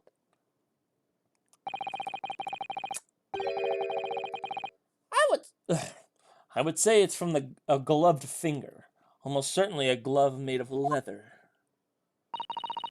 Well, don't worry, Bruno. You can leave the rest to me. Fire! Fire. Purple. Look at that. Yes, that's a color we haven't seen before, isn't it? We simply must add it to a portfolio of blood samples. It could be an important clue. Although, it would be nice to find out whose blood these different colors correspond to at some point. Well, this particular stain of blood. Ooh, you have an idea, don't you? Do you want to know whose blood this is? Do you know whose blood it is? How could I know? We don't have a known sample of the same color. Without that, it's impossible to know. Oh, how very vexing. I wonder. What? Well, it's true that the color doesn't help us. But what about considering how the mark came to be there in the first place? You might have an idea about that. Mightn't you, Bruno? Don't keep staring at me like that now. Let's try that again, shall we? Well, this particular blood stain. Oh, you have an idea, don't you? Do you know whose blood this is?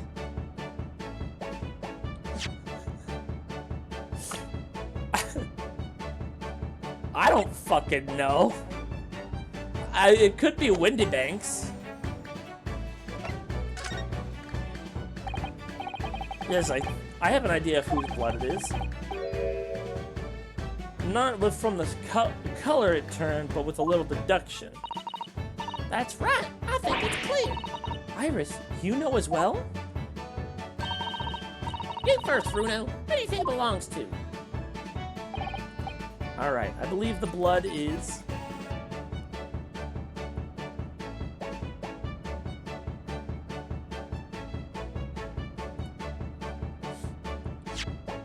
I'm gonna cheat. I'm gonna save.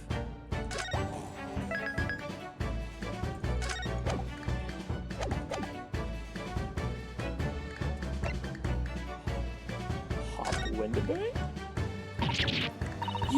You think it somehow could be Mr. Windybank's blood? Well, he would have been the last person to have handled the ticket. Sometimes the simplest answer is the right one. But Mr. Windybank had no injuries before he was shot, that is.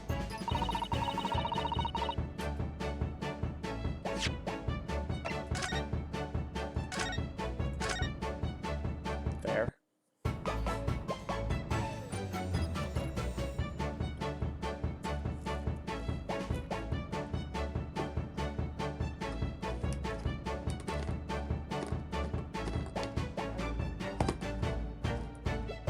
Could be Gina's. Oh my, you think this is Gina's blood? Yes. It was Gina who brought the ticket here at Windybanks, after all. Sometimes the simplest answer is the right one. Okay, then that means it's not it.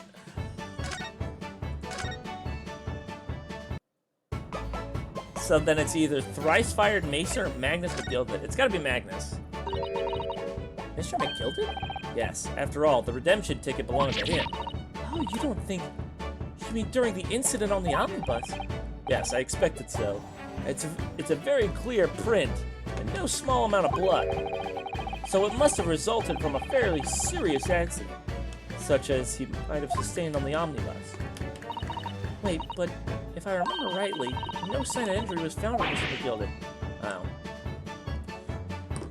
So, what the fuck? So, who is it supposed to be then? Is it supposed to be Thrice-Fired Buttfucker?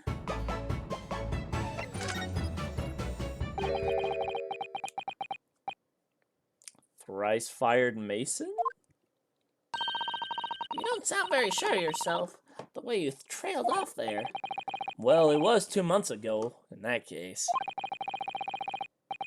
And of course, I never met the victim, so I'm struggling to remember his name. It was definitely Thrice-Fired, though.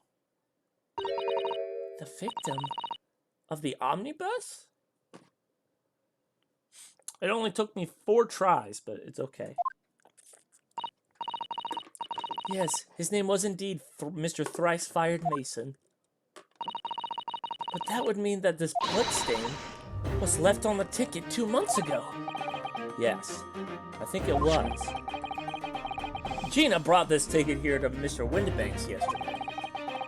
I'm suggesting that the bloodstain was already on it at the time. So it smeared blood from the time that Mr. Mason was killed 2 months ago. Something else is coming back to me. Mr. McGilden was also wearing leather gloves that night.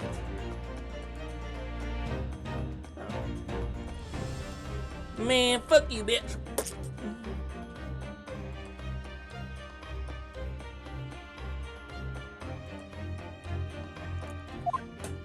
Oh dear, I found it.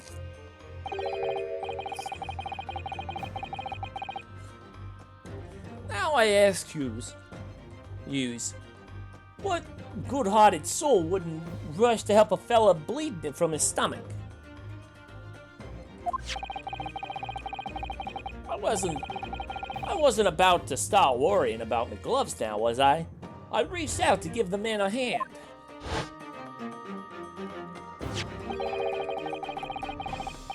It certainly does look like a leather glove thumbprint, this mark. But we know that Mr. McGilden had no injuries at the time, anywhere on his body, from which we can conclude that any blood on the glove belonged to the victim, Mr. Mason. See? Got it on my 4th attempt. That was pretty good. Mr. Naruhodo, you sound just like Mr. Sholmes. Minus the quirky slip-ups, I hope. Yes, I think you're right, Bruno. Very well. Let's make note of this.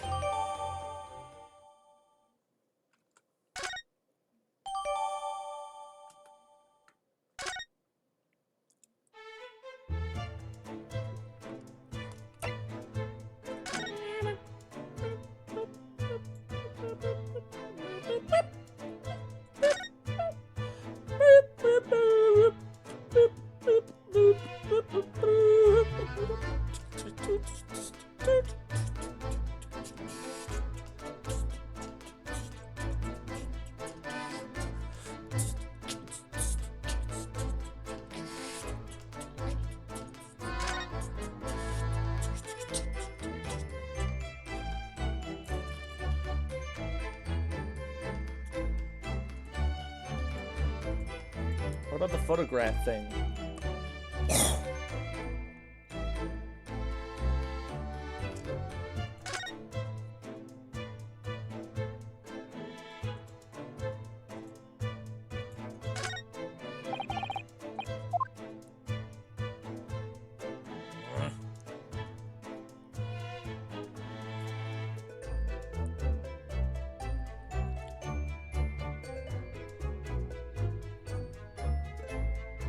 Hey, baby. Are you done being a sleepy Kiki? Sleepy baby? Are you a sleepy baby? You a sleepy baby?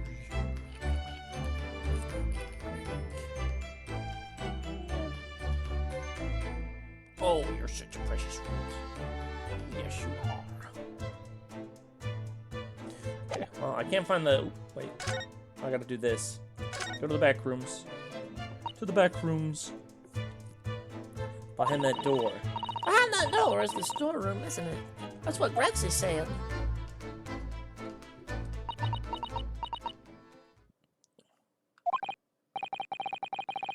Mwah! Yeah, and that's where I saw that dreadful scene last night. Though the little window through the little window of the door.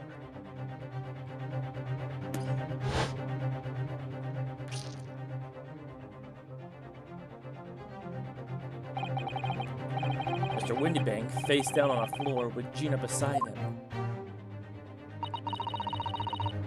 As the accused's legal representative, you have the right to examine the scene, Mr. Naruhodo. We must make a thorough investigation. Yes, of course. And we will. Behind that door, That's the real scene of a crime.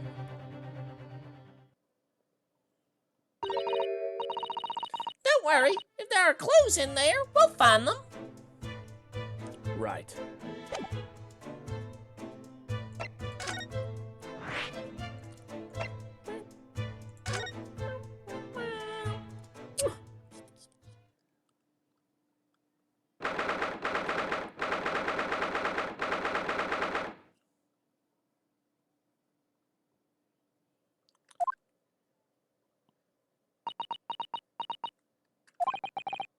Poor Iris.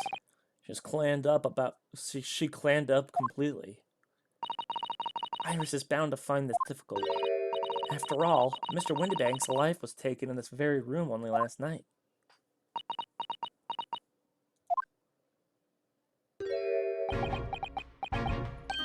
Ah! The fuck? Wait, Inspector!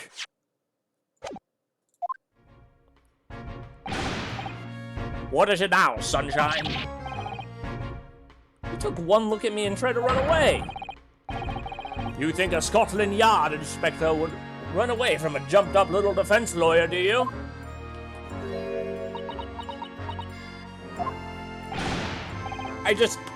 Well... Never seen a ladyship looking like that before, is the thing. I didn't know what to say to her. So you weren't running away from me, you were running away from a 10-year-old. I'm afraid this is all much for the young Iris. Some gentle reassurance might go a long way, perhaps, Inspector. Eh?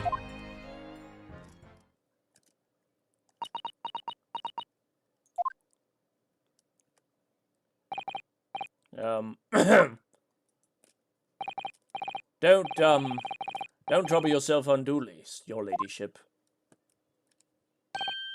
I mean, at least you're not dead, are you?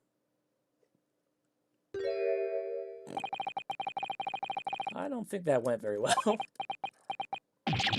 Why? Look, I'm in the middle of an investigation here, Sunshine, and I told you not to get under my feet. And we have investigating to do ourselves. Yes. I'd like to hear more about the socially inept inspector, what the socially inept inspector has to say. Inquire into how Mr. Sholmes' operation is going.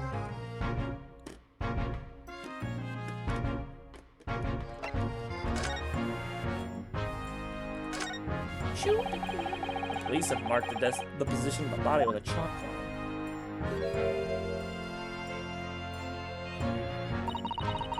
Mr. Windybank.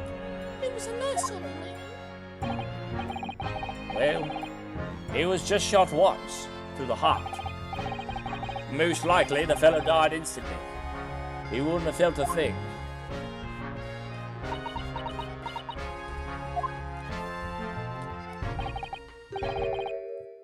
This must be his blood then.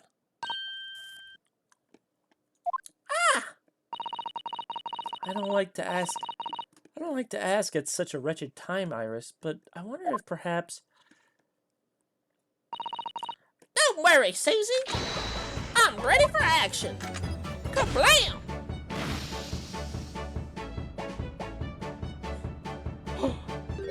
It's blue. So now we know the color of the chemical turns when it reacts to Windybank's blood. It doesn't match our analysis of the bloodstain we found in the main shop. No, but let's add the sample to the others we already have collected anyway. Okay, so we have thrice-fired Masons. We have somebody else's, which I'm assuming is Hairlock's. I'm assuming it's Sholmes' blood. And now we have Windybanker. This is a revolver. This is a revolver, a real one, and quite possibly the murder weapon used to take Mr. Windybank's life. What's the matter, Susie? You and Runo look like you're about to faint. Well, just that I've rarely seen a gun in the flesh. And I've had issues with guns in the past. But anyway, we saw Mr. Windybank with this yesterday, didn't we?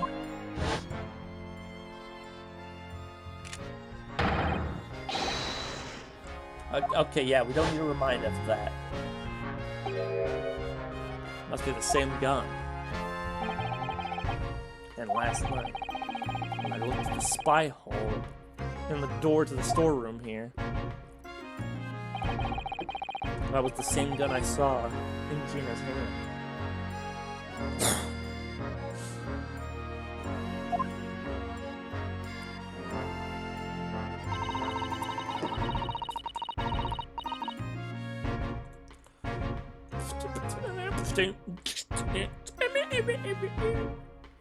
Mr. Windybank told us that he only had a single bullet loaded in his revolver, didn't he?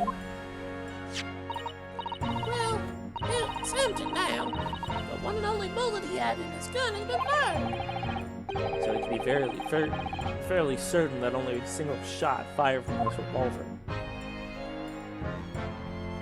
Perfectly square to the heart, mind you, which I don't know how a fucking girl, like a tiny ass fucking girl like her would be able to do that with such precision.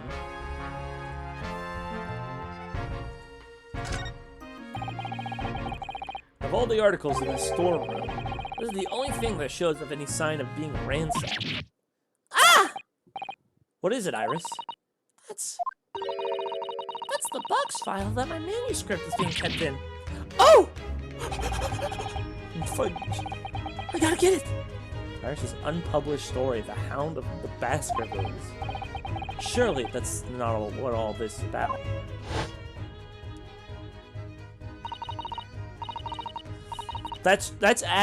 I do remember that. That's right. That's probably why Gina broke into the place, was to see if he sold it. Dude, why is it raining out? Dude, Matt, it's thundering outside. I'm scared. I'm scared, Matt. I'm scared. Sorry, Iris, but if you ask me, he sold it. Without telling you. You must check inside the box at once. Yes.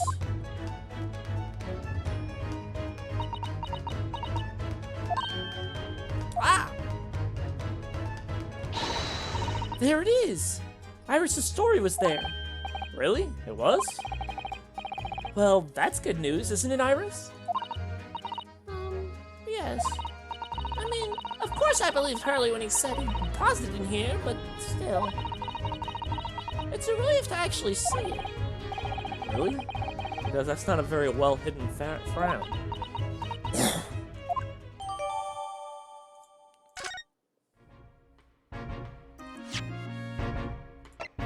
Does that mean I can read it now?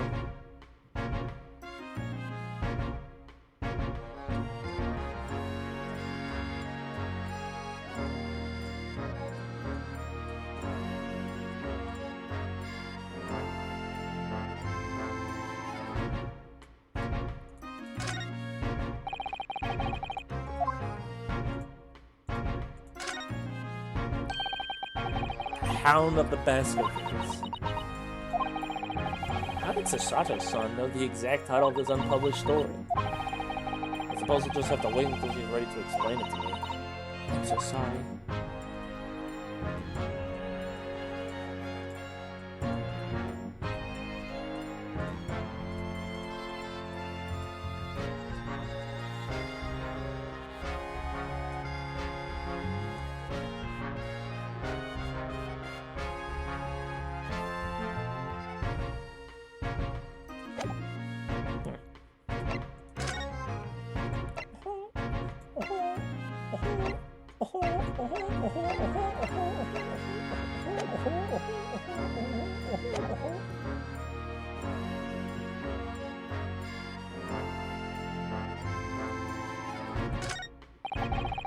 Look at all these articles that have been deposited.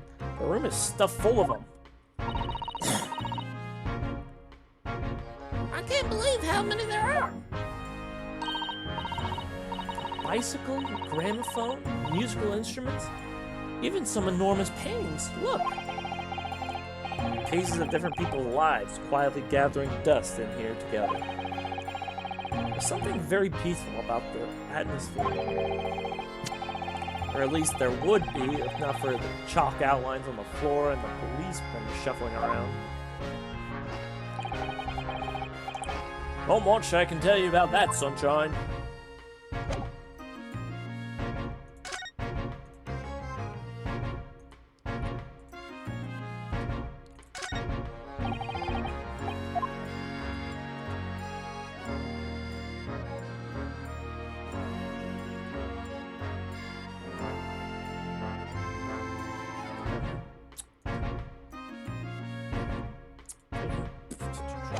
Alright, that's all. That looks like it's all I can.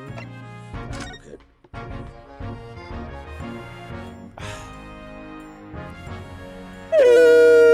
Alright. The scene of the crime. So, Inspector, what do you make of the crime scene here? Pshaw! You got eyes, haven't you? Use it! It is what it looks like. Nothing more, nothing less. Iris, could you lend me a hand? So, Gregsy, what do you make of this crime scene here? Oh, yes, your ladyship. Do allow me to humbly explain. Last night, at shortly the hour of 1 o'clock in the morning, Scotland Yard police attended the scene. The one and only door to this storeroom was found locked from the inside. So it was locked from the inside. That is what he said, yes. The lock appears to be broken now, though. Was that the police officers doing? Quite right, ma'am, quite right. We took the liberty of smashing the door in, as humbly as possible. Oh. As you can see, the victim was discovered prostrate on the floor, thuswise. And next to the aforementioned body, we discovered the vile gutter child. Are you talking about Ginny? She's my friend, you know, Inspector. Miss Lestrade, the hapless girl, was curled up on the floor, dead to the world. She's still alive now. Yes, when I saw her, she appeared to be unconscious. I'm afraid to say she had a gun that was used in the hand. Oh. Presumably, it's the gun that's still down there on the floor now. In her pocket, we found the key to the door as well. What? The key to the storeroom? Can you say the storeroom had been locked from the inside, Inspector? Correct. All of which leaves her ladyship's friend in something of a sticky situation, I'm afraid.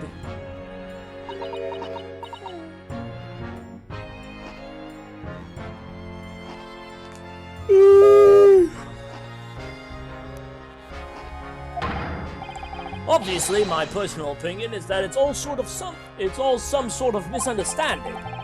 Of course it is, Inspector. Of course it is.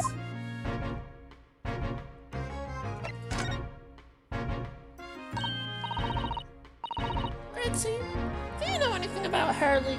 Is the operation finished? Is Hurley alright? Is he? Well, the thing is, don't mince your words, Inspector, please. You don't mean to say that Mr. Sholmes is... No, the operation is done and dusted. It's just that, well... Out with it! Yes, ma'am! They use something called a general anesthesia. It's the latest thing, renders the whole body insensitive. The whole body anesthetized? I don't know if that's right. Is that even possible? It means the operation can be completed while the patient is fast asleep. Goodness, in the Empire of Japan, we can manage to provide laughing gas for a tooth extraction. The trouble is, the latest thing isn't always the greatest thing, if you follow my meaning. I couldn't get the medication to work at first, so it took hours for him to nod off, or so I hear. And now that the op's finished, they can't get him to wake up, apparently. Oh my. No one knows if the anesthetic is still in his system. Still in his system, or if the bloke's just plain exhausted. But anyway, all they can do is stand back and watch until he comes around again.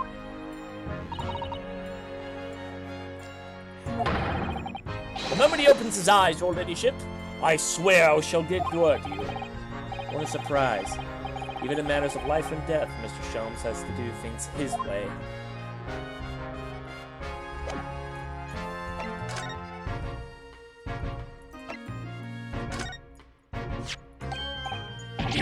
Is that what I think it is? Your ladyship's latest? Yes, my latest story. It's called The Hound of the Baskervilles. A most fascinating title, your ladyship. Fascinating! And, I don't suppose... Would there be any mention of my humble self in this tale this time? Good question. I can't really remember. I see. Well, would you, your ladyship? Well, why would you, your ladyship? I'll just await its publication with equal anticipation. You needn't worry, Inspector. I'm sure if you do appear, you won't be doing anything particularly remarkable. You looking to be arrested, Sunshine? I don't mean like that. If I did, you wouldn't have bitten her ladyship's head off, would you?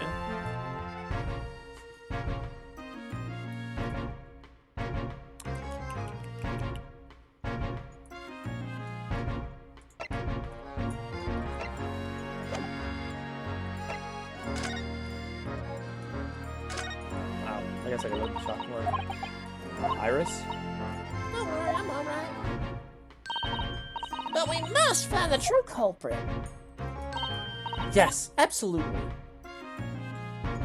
Okay, that was it, I guess.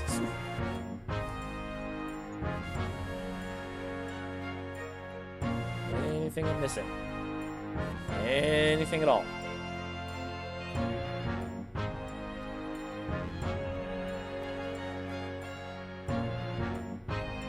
That's a pretty baby. Oh, the pretty baby.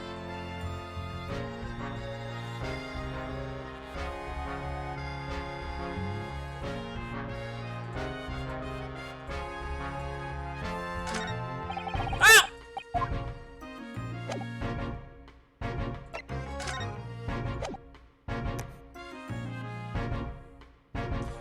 Hold on. Do I need to let you know?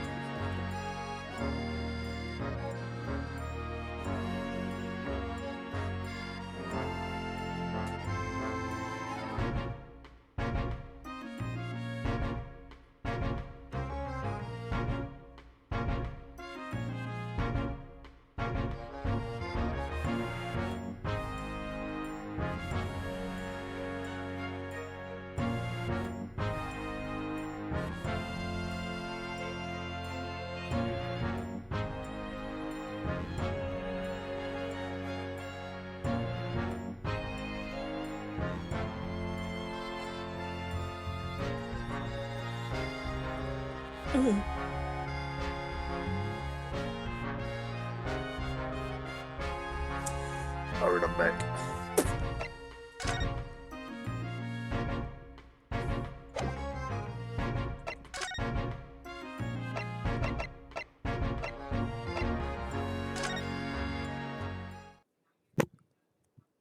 Okay, he's not here. I thought he would be here. Maybe we could see his slumbering body. You could see him honk shoeing. Which, by the way, for a hospital, this place looks fucked up. Look at the cracks on the walls and shit. Good grief.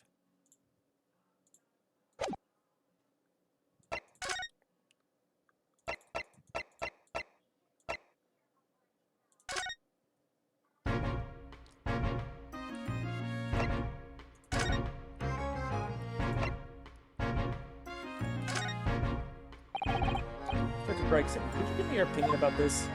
Maybe don't? Okay.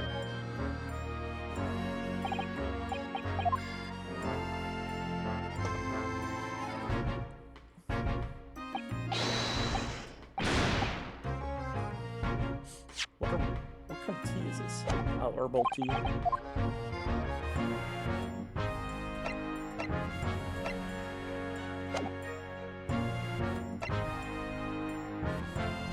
Well, there's nothing else to investigate in here. I guess we could go back to prison, talk to Jeaner. See if she has anything to say. Nope, nope, she's not here. Sucked up.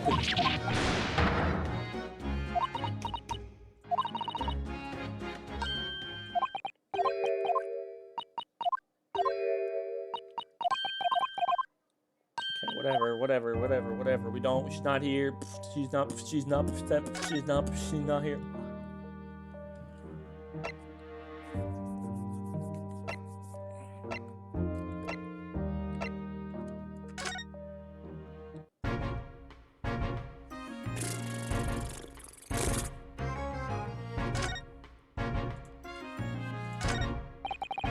Damn it.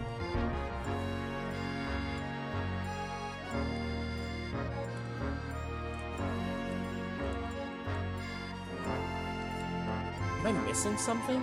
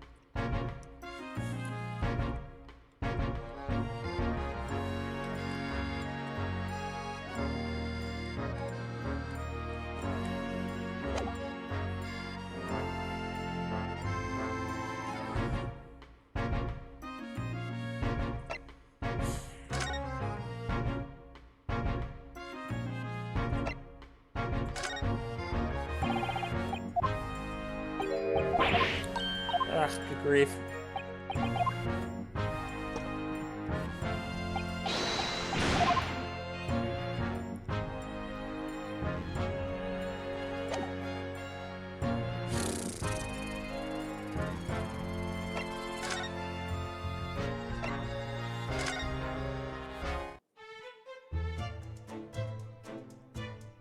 I mean, unless there's something I missed in here. That's a music box. Do you have one of them where you come from, Rooney? Yes, but I've never seen one such as large as this in Japan. Oh, well, this'll be a treat. Shall we have a listen?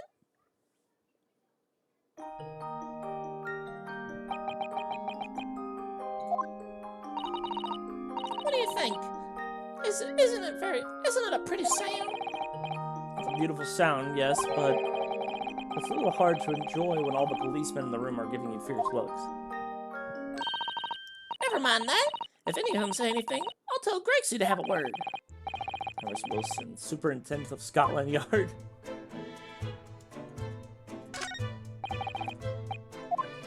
I still don't know what that little dust thing is.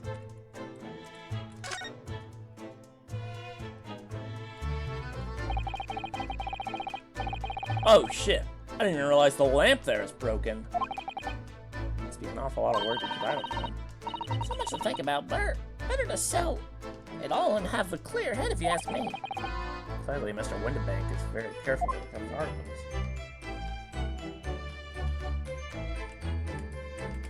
What about the broken lamp? Look at the broken lamp!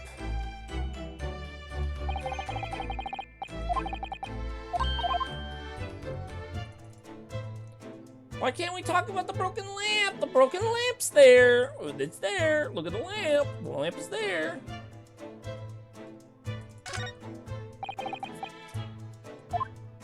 Scouring all over the place. Instructions from the yard are to examine every article in the shop. And every ledger and book accounts. Every article, but that's a ridiculous amount of work, surely. We've been hard at work of it since the shop was declared a crime scene in the early hours. We're sifted through it all in shifts at least, but still. We'll be working through the night, that's for sure. And even then, we'll barely have scratched the surface. A crime in the pawnbrokers must be every policeman's worst nightmare. It's every gulper's worst nightmare, you know. A crime in the pawnbrokers. Yeah.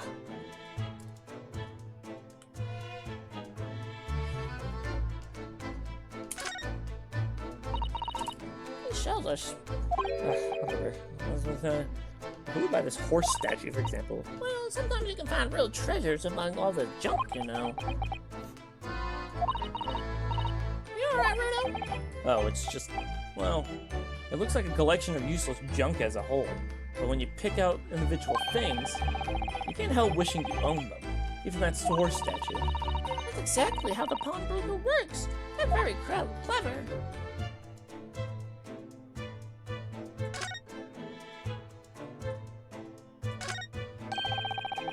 The officer's been staring intently at the wall since before we got here. Shh! Keep it down. Oh, sorry. There's a major clue just here. Really? Then we must tell Gregsy at once. But as soon as I report it, that'll be it. It'll be stuck here even longer. Stuck here? What do you mean? I haven't been home in 2 days already. I'll need another constable to relieve me and take over my shift. Really have a tough time, the British police. That doesn't stop us from investigating, though, does it? No, I suppose not. Fairly sure it was the calendar you're peering at.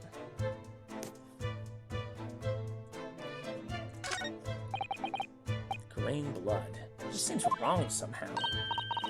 Well, there are all sorts of different colors. They're all pretty pinks and purples, too, you know. Like I said, everybody's blood is different. I wonder what color my blood would turn out. Actually, I don't want to know. Pussy!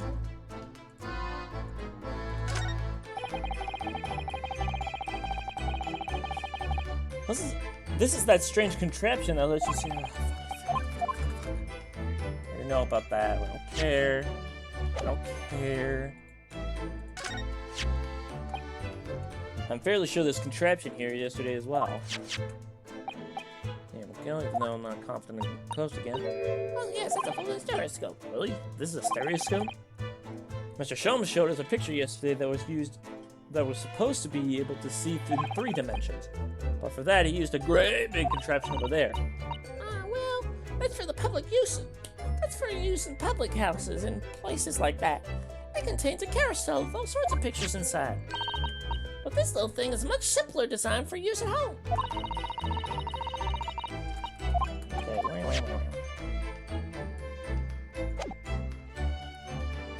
Okay, hold on. I need to run to the bathroom. I'll be right.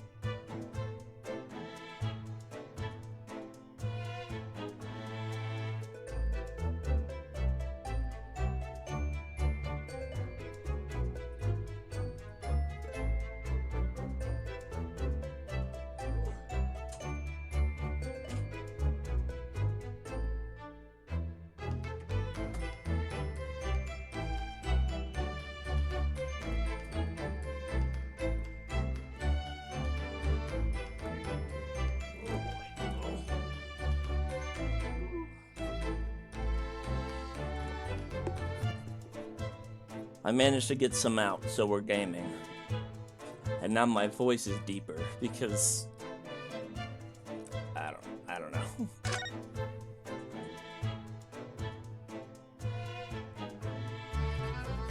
Oh.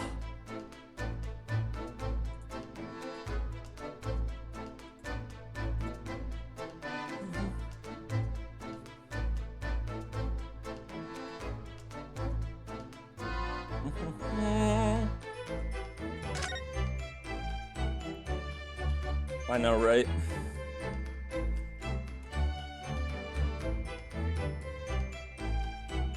Oh. No, I already did this.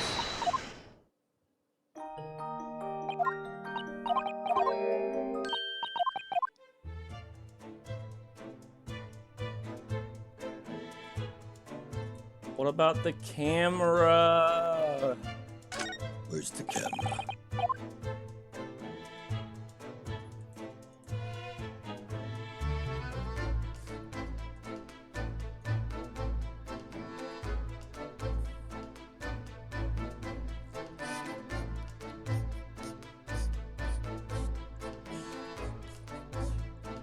I still don't know what I'm supposed to do here. Maybe I'm supposed to back out here and then present this? Oh, my manuscript. Mr. Soames said he deposited at the window bank and that he had. It's so strange. What is it about this particular story? I worked so hard on it. Why would Hurley say I can't publish it? I'm afraid I have no idea. All he can do is wait until he's ready to tell you, I suppose. Oh, maybe. It's because Hurley isn't in it enough. Maybe I didn't give him enough good lines. Yes, maybe. I wish I could say that definitely isn't the reason, but I can't.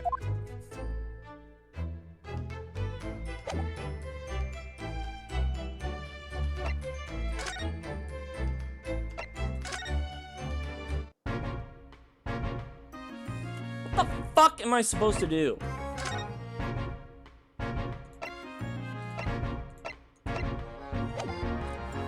Do I have to show this guy my hairy balls or something like what the hell?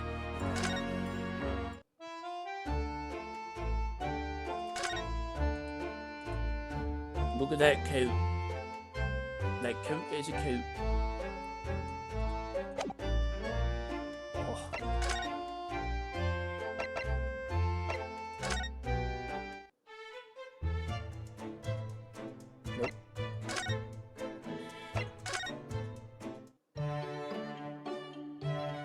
Nope. Nope.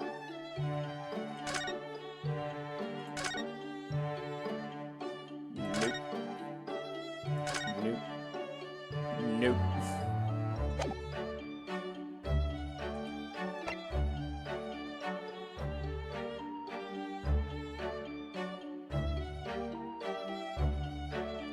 Kitty, do you mind not eating my hand right now?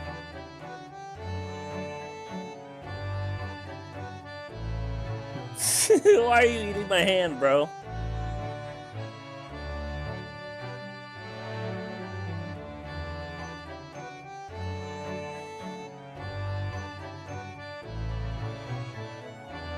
Kitty, stop. Why are you being a rat? Why are you being a rat? You being a silly rat? Are you a silly Billy?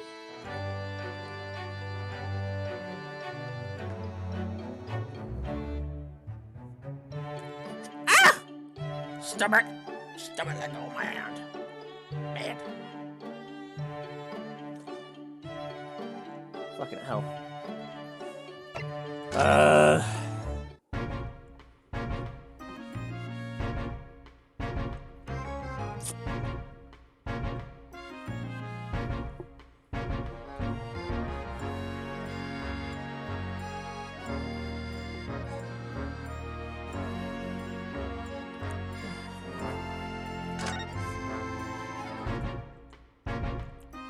just don't know what I'm supposed to do from here.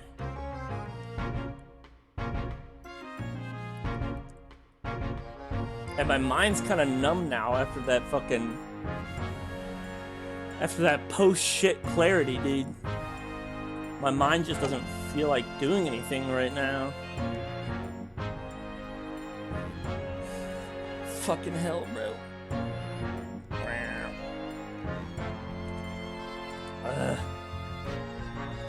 Okay.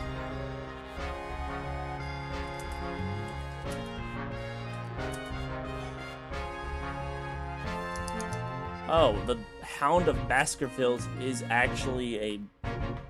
Oh. Well, isn't that funny? I mean, it's not surprising, but... They're literally the same name. The Hound of Baskervilles. It's literally the same exact name as the novel made by Conan Doyle.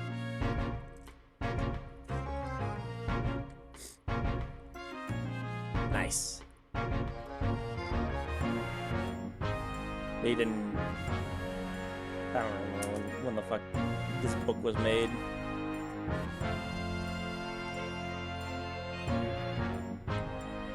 Probably made like a long fucking time ago.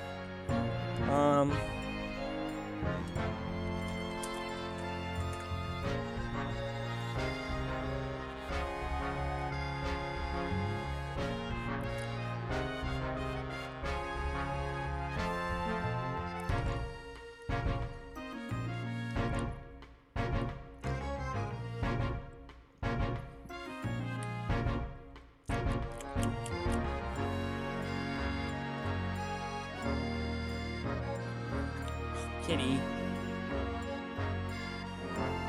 Stop being a rat. Okay, right, we're in part 4.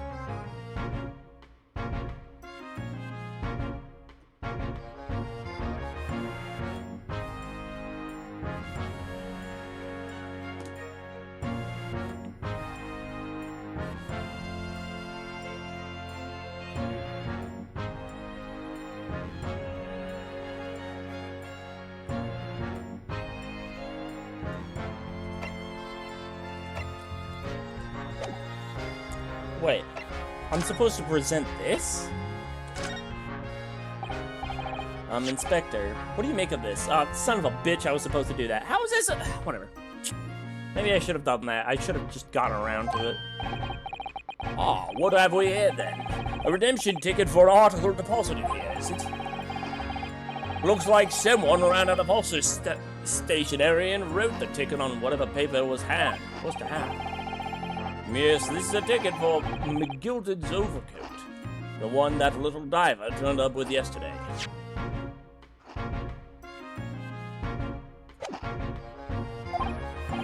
Oh, actually, no, it's not. Really? Think you know better than me, do ya? No, I didn't mean to, Bruno's right, Gregsy. It isn't the same ticket. Of course it isn't, of course it isn't. I never doubted you, your ladyship. So, what's this all about, if I may be so bold to ask? This is a second ticket. A second one? It seems that Mr. McGilded, in fact, had another article in storage here at Windybanks. Here, I'll just close the fucking walkthrough now, since I don't need it. I only just needed to know what the fuck I'm supposed to do from here on. Is that right? I think we need to discuss this further with the inspector, Mr. Naruhodo. Oh, good, because he's ever so easy to talk to.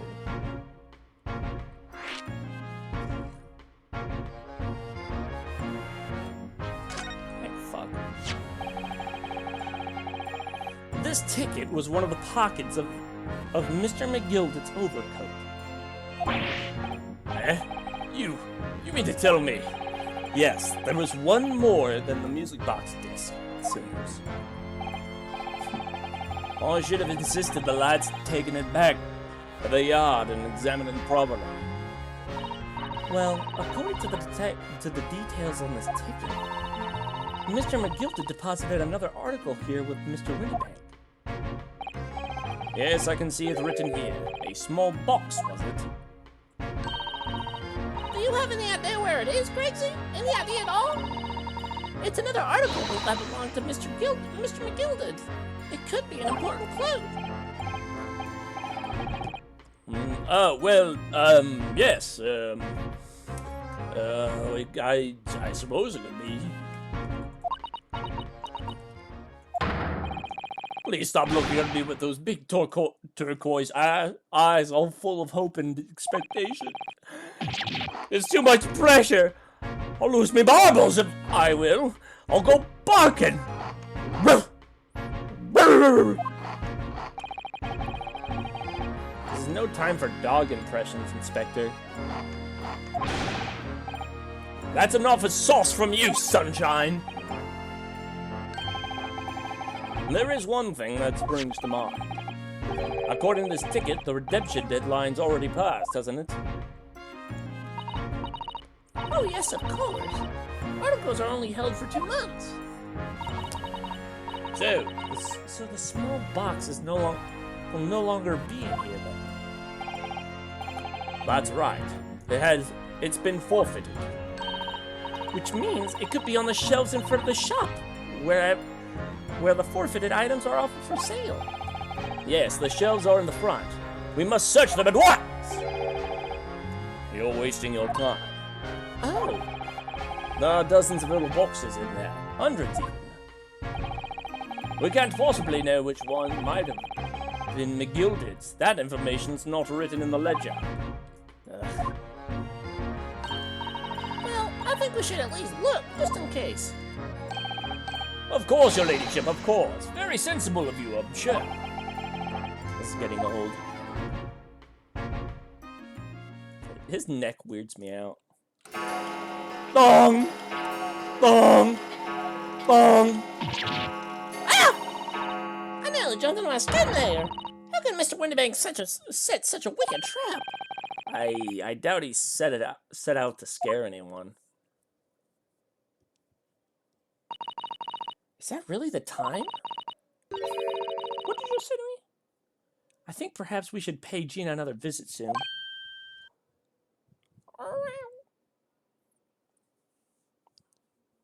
What are you thinking, kitty?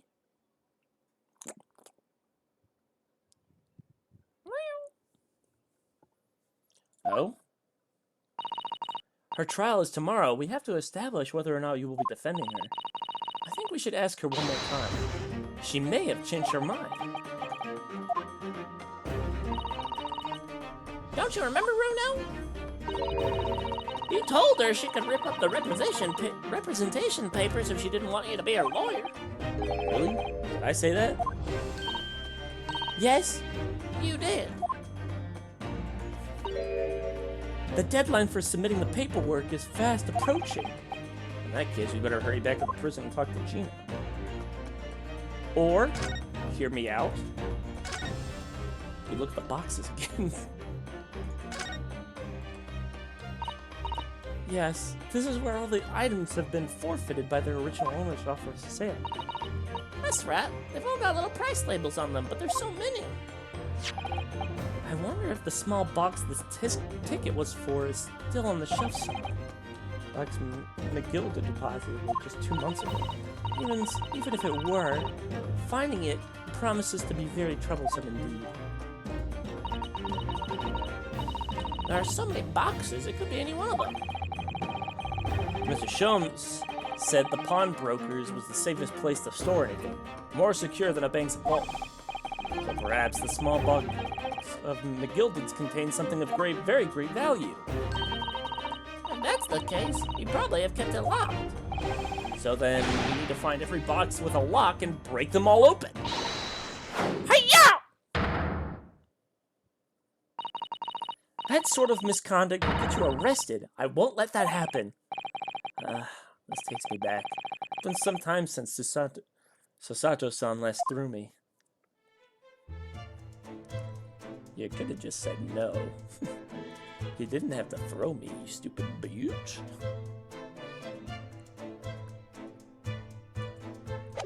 Hold on. Kitty, do I need to let you out?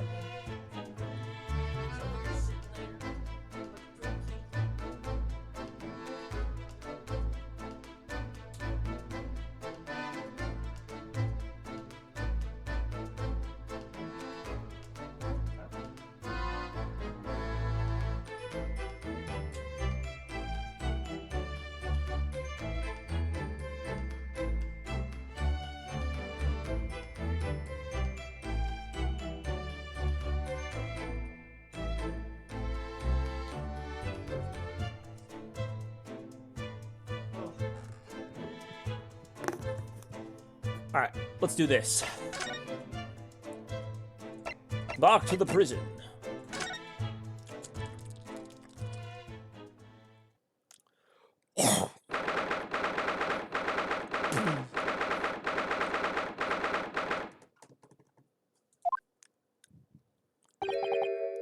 Ah, Gina, good. You're back. Ah! Dude, you're always... Why do you get surprised every time you see us? Come on now. The police must have finished questioning her then. Oh, how was it, Jenny? Was it awful? Oh, didn't bother me. Thank you for the papers you signed before. It meant we were able to investigate at Windibanks. Oh, right.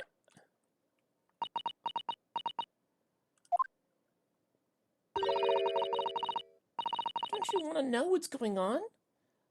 We've been ever so busy. What's the point in asking? Won't change what everyone's saying. Thought I did it. That's not it. Gina, we came to ask you for your final decision. What decision? About tomorrow's trial. Will you let me defend you or not? I must submit the paperwork now if you'd like Mr. Naruhodo to represent you. Right, I see. She's really lost her fight all of a sudden. But I know what that feels like. The worry is just too hard to bear. Right. I see.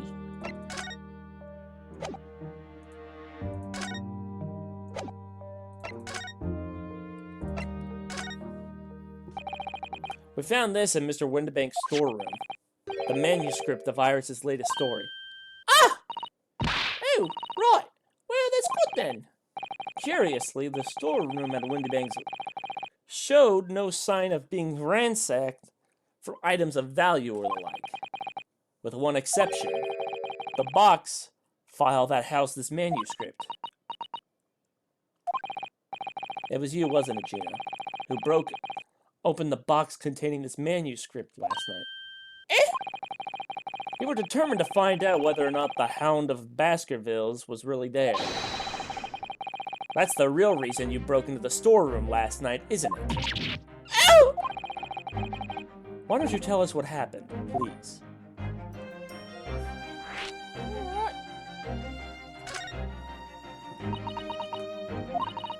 Alright, yeah.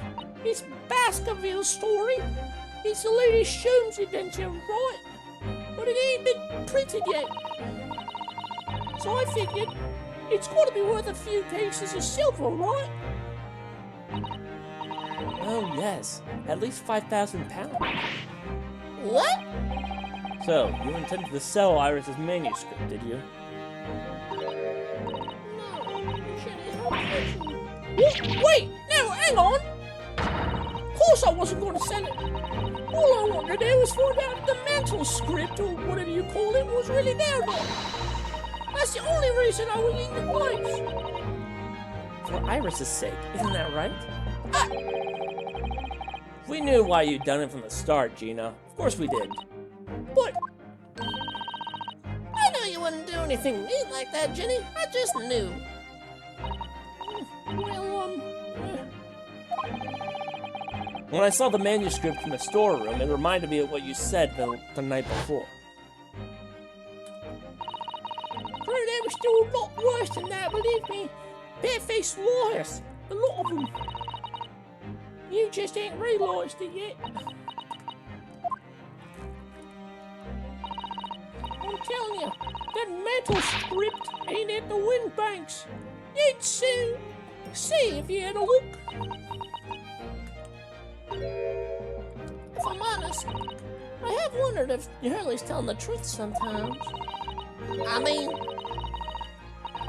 that I sometimes wonder if he might have hidden my manuscript somewhere I don't know. Even though it's wrong of me to doubt him.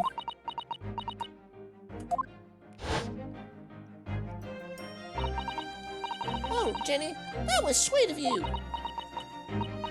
All right. I'll tell you why I did it.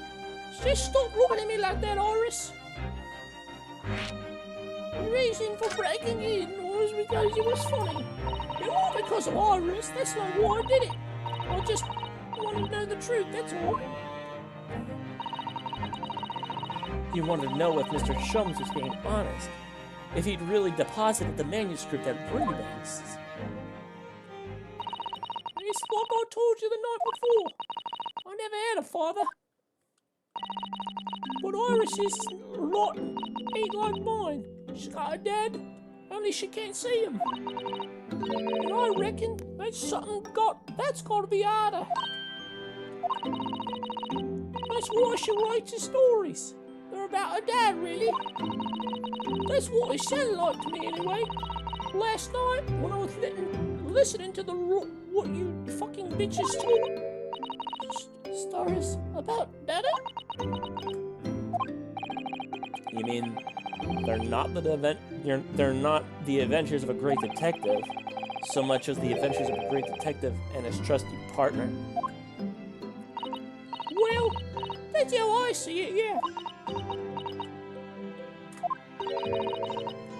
You're so thoughtful and kind, Jenny. Yes, and we never thought any differently, did we? Look, give it a rest, will ya? I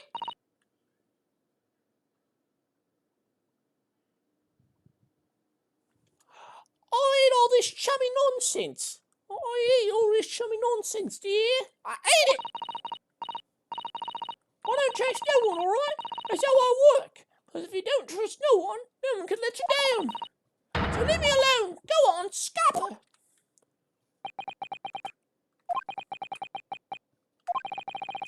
I hadn't noticed until now, but it's unmistakable. Right there on both sleeves of the overcoat.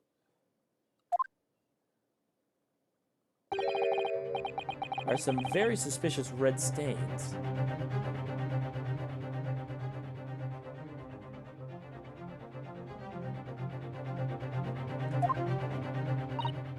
What? Why are you looking at me like that?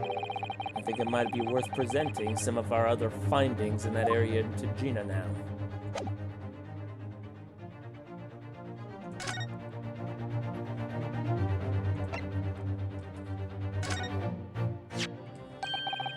Do you see this pawnbroker's ticket, Gina? It's the one you took to Windybanks', isn't it?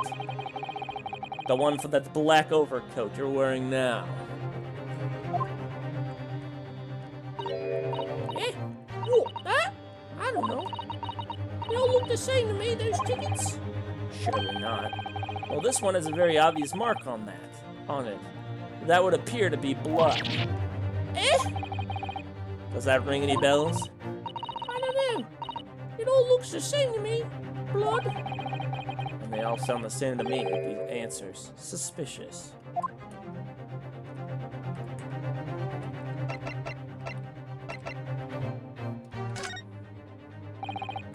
Here, Gina, look at this. Doctor. Oh, won't ya? When someone says I can't have stuff, it makes me want to see. Hey, you stupid bitch.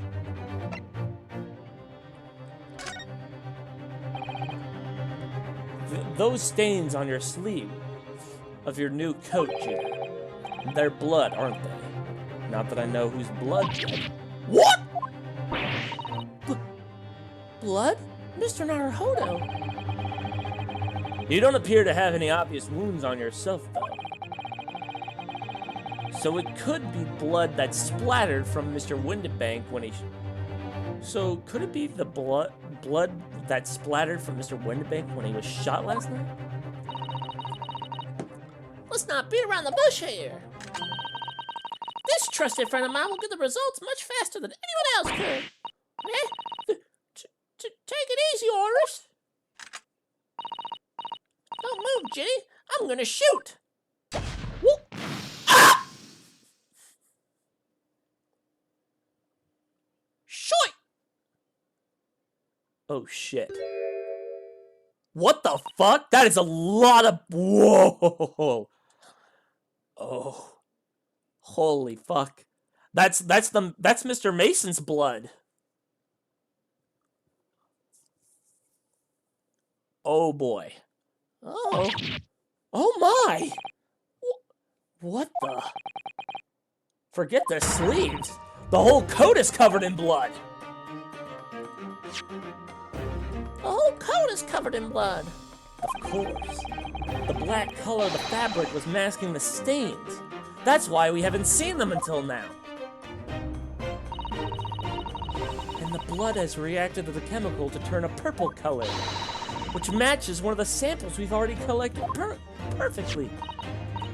Yes, let's see. Who had the purple blood? Aha! Yes, it was the brickmaker, Mr. Mason, the victim of the murder case 2 months ago. I knew it. What are you all about? The victim? What do you mean?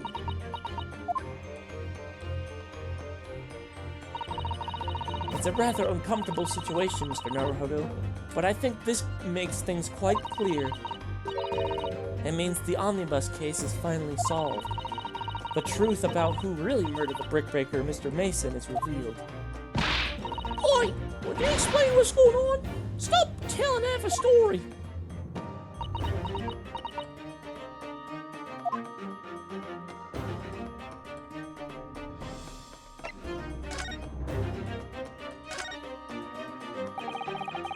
We can see now that the victim's blood is all over Mr. McGilden's overcoat. But in the trial 2 months ago, the defendant said this in his testimony. Now I ask you, what good-hearted soul wouldn't rush to help a fella bleeding from his stomach? I wasn't about to stop worrying about my gloves now, was I? I reached out to give a man a hand.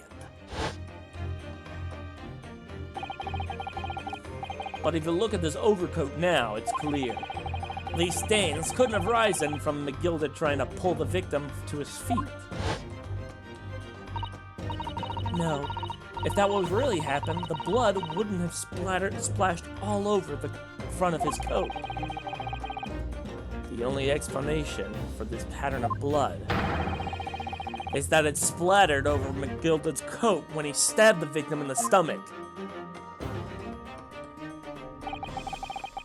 I've tried to run from the truth for long enough, but there's no escaping it now.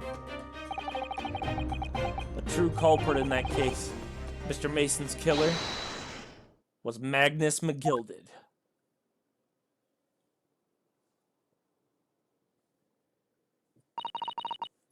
Mr. Naruhodo, that horrible case is solved at last, and I helped the man walk free from that trial. I used all that twisted testimony and that sham evidence to prove his innocence. How could I let that happen?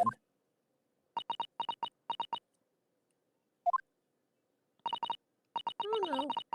Did you believe him, though? Did you believe Mr. McGilden was innocent?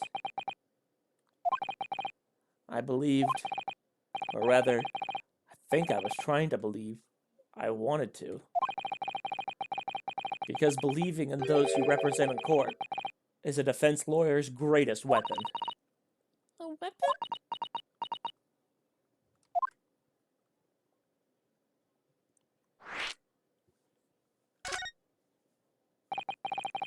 Before we came to Great Britain, a great friend of mine taught me a valuable lesson.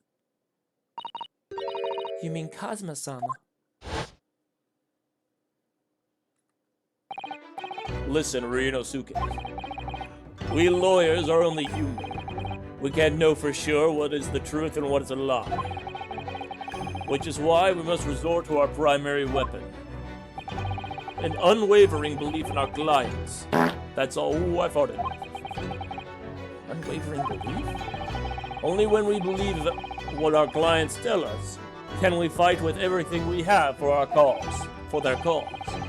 In any battle, there can be no victory without faith. So I believe you, unwaveringly, Wizards of Waverly Place. What's funny, Gina? Oh, seems like this Empire of Japan you come from, everyone must be soft.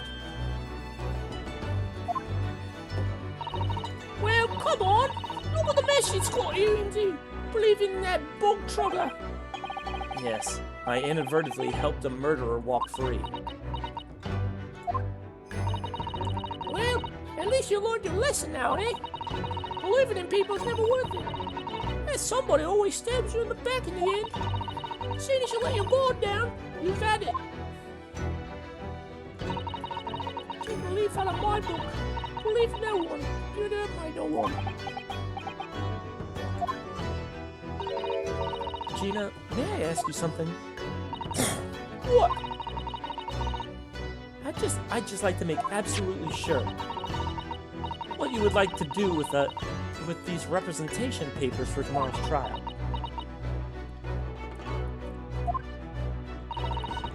How many times do I have to say it? Rip them up and chuck them away. Are you really sure that's what you want? I bet that's what he wants all. He wants it all now, Mr. I'm a believer lawyer over there. Don't forget it was me in that trial 2 months ago. I led everyone up to the garden path, didn't I? And you telling me you can believe in me after that? Not likely. Well, Mr. Naruhodo, a lawyer's primary weapon is an unwavering belief in his clients. Ultimately, it comes down to whether or not I feel like I can trust Gina after everything that happened. Gina, let me say it again. Please allow me to represent you in tomorrow's trial. Eh? Are you half-baked? Not at all. You've not once admitted to committing the crime, have you? What's more, I believe that you're telling me the truth. Seriously, Mr. Naruhodo? Didn't you hear all of what I said before? I'm a born liar. Fibs just trip off my tongue. I'm an inn, I'm a diver, don't forget. I pulled the wool over your eyes 2 months ago and got you in all sorts of trouble. Why would you ever trust me now? I just don't get it.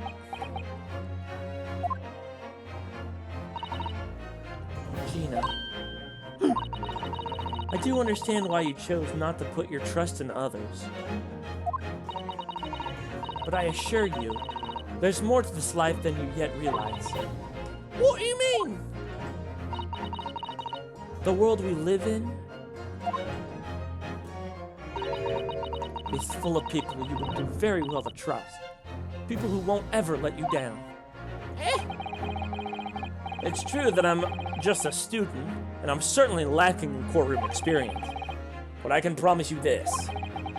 Whatever happens, and until my very last breath, I am completely on your side.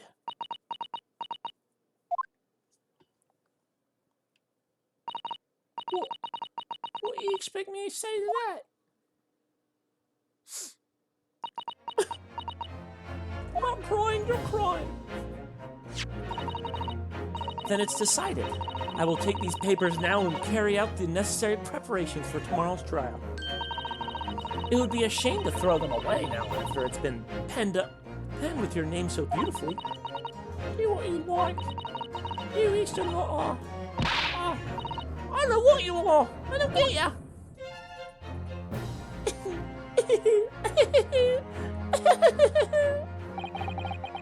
Gina's taken herself off to the back of her cell. She'd never admit it, but I hope she's feeling relieved. That turned out all right in the end, I think.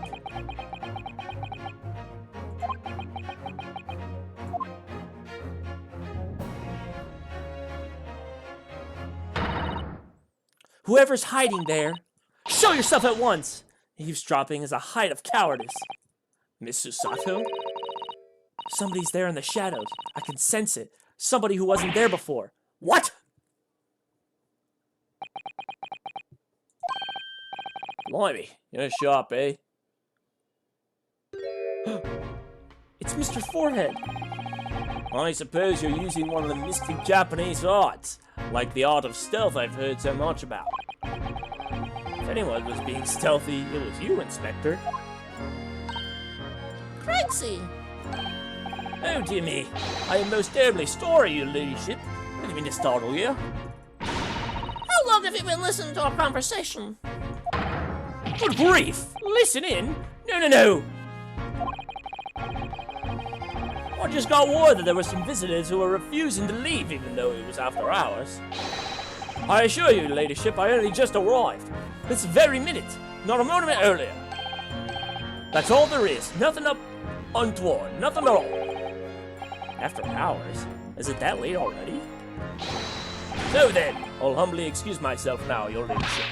Ta-ta, toodaloo, cheerio, all the best. Bye-bye and bye.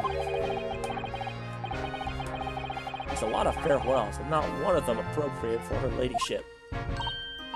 Oh, but I want to have a chat.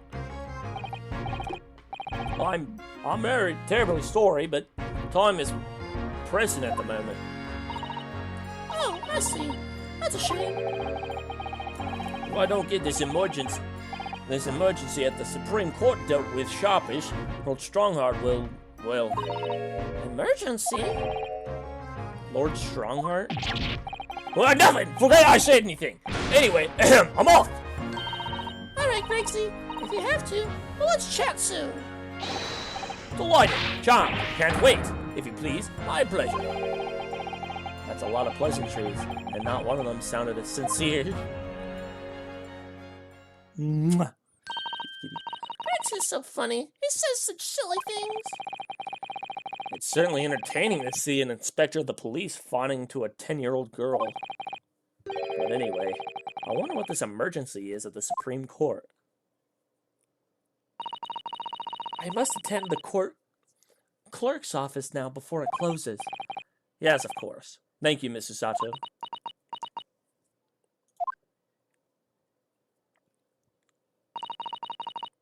Kindly escort Iris home now, Mr. Naruhodo. I shall meet you there later.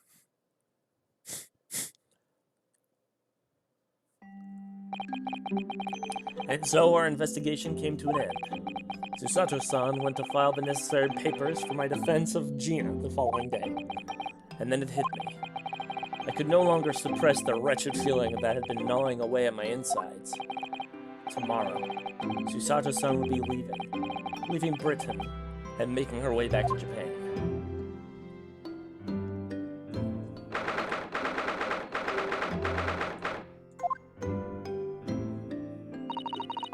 Naruhodo-san, it's been a very trying day, hasn't it? I do hope you're not too exhausted. What about you, Susato-san? Today has been even more trying for you, I'm sure. Mr. Sholmes was shot before our eyes. Gina was arrested. All on the back of the news that her father has fallen ill and that she must return to Japan at once. I hope your father recovers soon. Thank you for your kind words.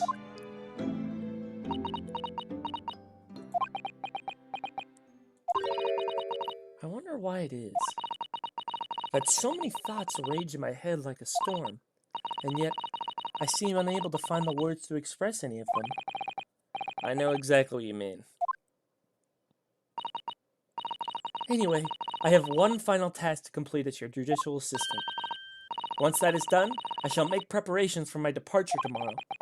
One final task?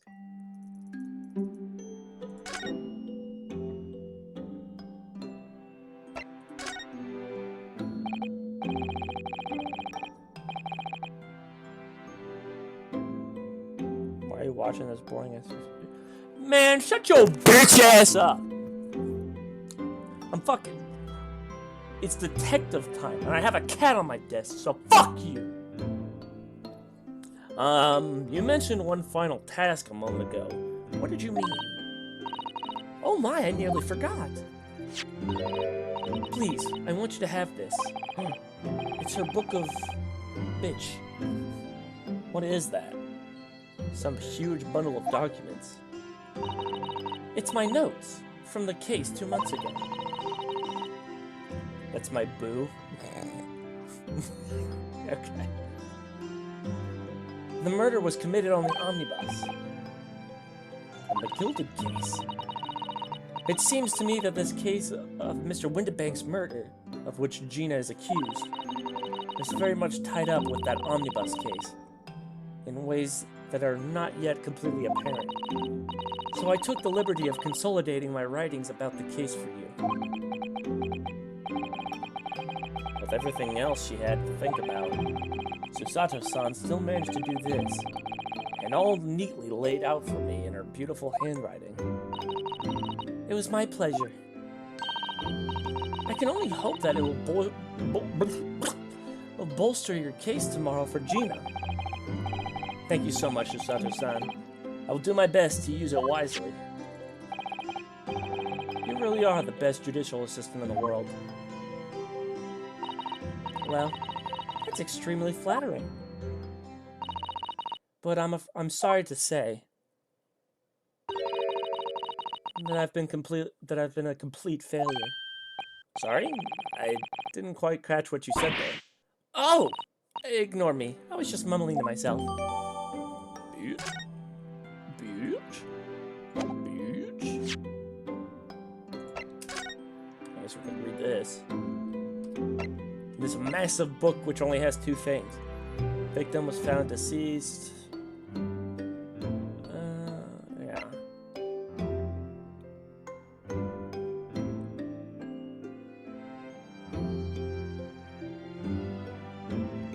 Yeah.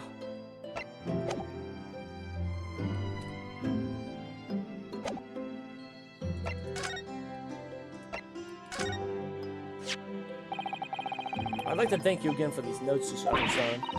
Oh no, please don't mention it. It's nothing much. I simply implored Inspector Gregson for the police files and annotated all the documents they had, and then scoured the archive. Okay. What did you possibly find at the time? Regardless, I'm sure it was extremely helpful. It saddens me that I will be unable to assist you through the trial, but it would be great comfort knowing that my notes proved useful.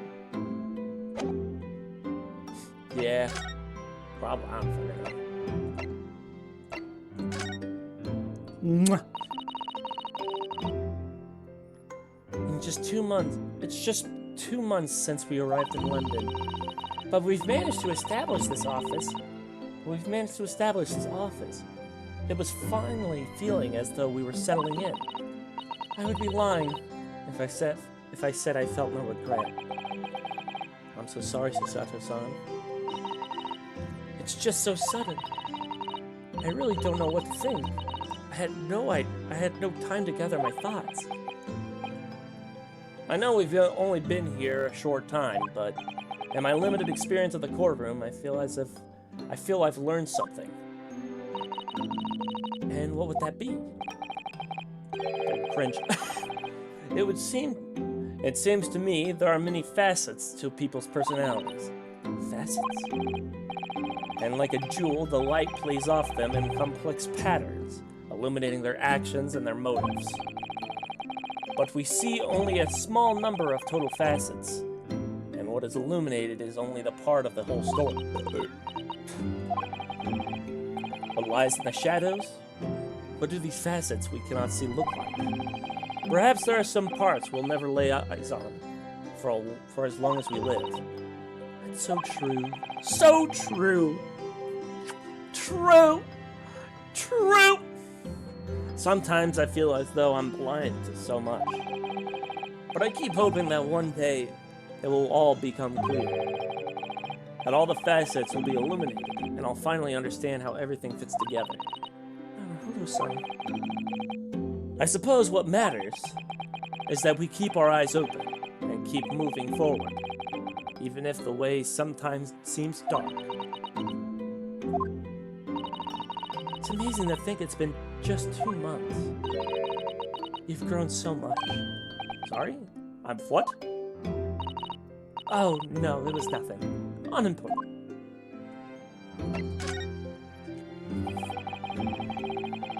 Do you know what time you will leave London in the morning? Yes, I picked my ticket earlier. I shall be leaving here at 4 a.m. I see. Well, I'll escort you to the station. Absolutely not. Sorry? I'm sure you realized why I couldn't possibly let you do that. You have a very important day ahead of you tomorrow. Gina's trial. Yes, I know, but every word you utter will have the potential to determine Gina's fate. You must get as much rest as possible, even though, like me, I'm sure you will find it hard to sleep. But please, for me, do try.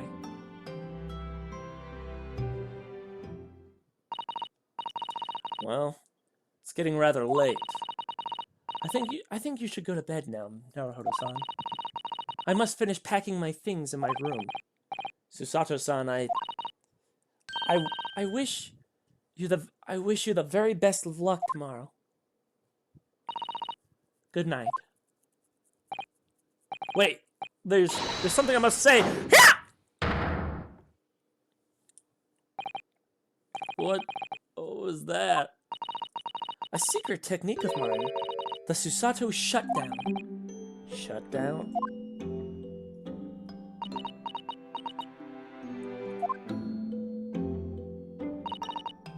Please, I implore you. If we have to voice our goodbyes, I won't be able to hold back my tears.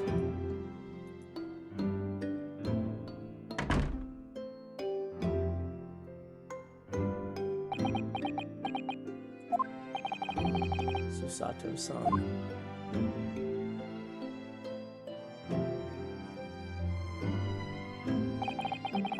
It truly had been a trying day. On our feet for hours, getting Gina to open up to us, and learning the truth about that nemesis of the case. Physically and mentally, I was exhausted, and yet the idea of sleep seemed impossible. But I forced myself to close my eyes, and as I cacophony? Is that how the fuck do you say that?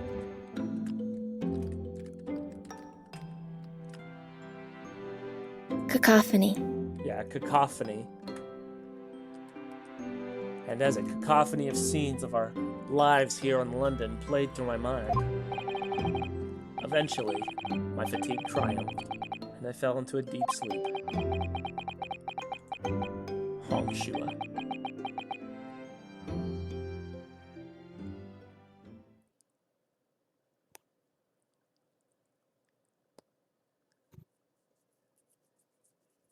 I wake up in Grande. Boom, I wake up in small man. boom, boom. 17th April, the small hours. St. Sinner's Hospital, Ward 3. Yes, I quite understand. That is a great weight off my mind. It's him. Rest assured, I shall put everything in place, exactly as we have discussed. Thank you so much. It has been an honor and pleasure to be acquainted with you, Mr. Sholmes. On the contrary, the pleasure has been mine. I bid you farewell, and Godspeed. My dear madam.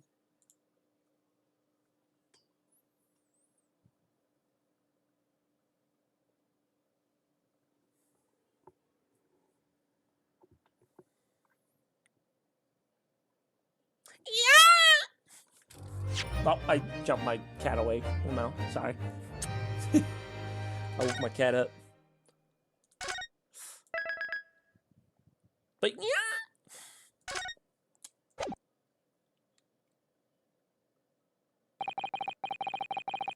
When I awoke the following morning, I realized something. That we're ending stream. You fucking thought we were going to play more of this game, did you? No! We're calling it a night! Fuck you!